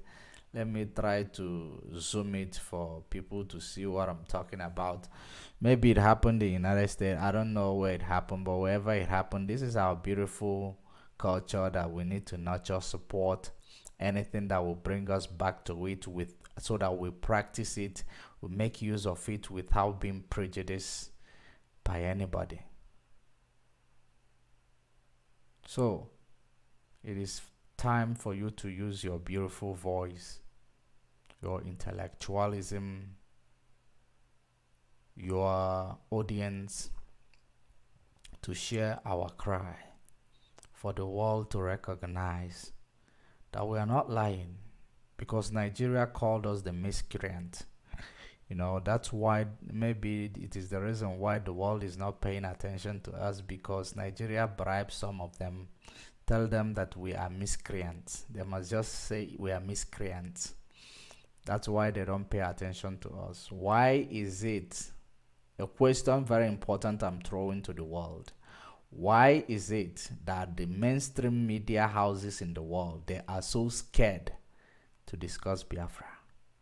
They are so scared to discuss Biafra. Why? Why? Because, there is a mainstream media I took my documentation to. You say, no about you. We are not interested. We're not about. Why are they so scared? So, but we are still making, some move. There are, we will still find out, why are they so scared to discuss Biafra? Why? So, it is part of it. I don't know if my sister Chimamanda Ngozi Chukwu Adichie is also scared to discuss her freedom and emancipation of her own people. Charity begins from home. I will continue to pick on you until you do something very, very important. I saw what Dati said this today, where he said to Wole Soyinka that you are calling him for interview, that he want him to bring Tinubu in that interview, not debate, rather. That he must bring Tinubu with during the debates. The reason why he wants Tinubu to be with them during the debate, so that he will know that it is president aspirant versus president aspirant, or president, candidate versus presidential candidate, rather. And then he will now be there. Then the interview begins, so that we will be testing, the mind and the wisdom of the presidential candidate in order to, and I love that response. It's not like I'm affiliated to any of them, but we are not, everything that is happening, we are connected to it, because technically we are still seen as Nigerian, but originally we are Biafrans, and we will never forget that we are. So it's very important that you start lending your voice to save your people. That was why Femi Fani-Kayode is supporting the evil that they did. Of course, you see all his bad characters. His gender-based violence against women. He's violent against women, and then these are the people who are going to have position. Their position is already reserved in the upcoming administration. So these are the people. I don't even know how they will inspire the nation or aspire the nation. I don't know how they're going to do that. Those are the people who call you Igbo-centric New Age diva. And we saw what he called you, and it's important for us for him to know that we love you the way you are. Whether you are Igbo-centric or New Age diva, you are doing great. Continue to do your greatness, but don't forget to represent your people, because he is representing his people. That's why he is fighting you. He is promoting what he believes that is better for his people. Even whether whether it is going to be or not, he is representing it. I give it to them. Very important. So you need to do so. You need to do so. Very, very important. Great and wonderful people of Biafra, lovers of freedom all over the world. It is actually 15 minutes before the top of the hour in Biafra land. It is 15 minutes before 12 o'clock. We have been here for almost 3 hours, and I believe that we have done something very important. And share the video, invite others to join. If you are watching on Twitter, tag the necessary, anybody that we have spoken about, tag them for them to see this video as soon as possible, so that the people who need to buckle up will buckle up, And wherever you are watching, share the video and let other people, take part in this institution led by IPOB and Mazen Namdekano. So, great and wonderful people of Biafra, I am going to take a bow from here. It is from me and to you. Biafra time. Good night. Shalom.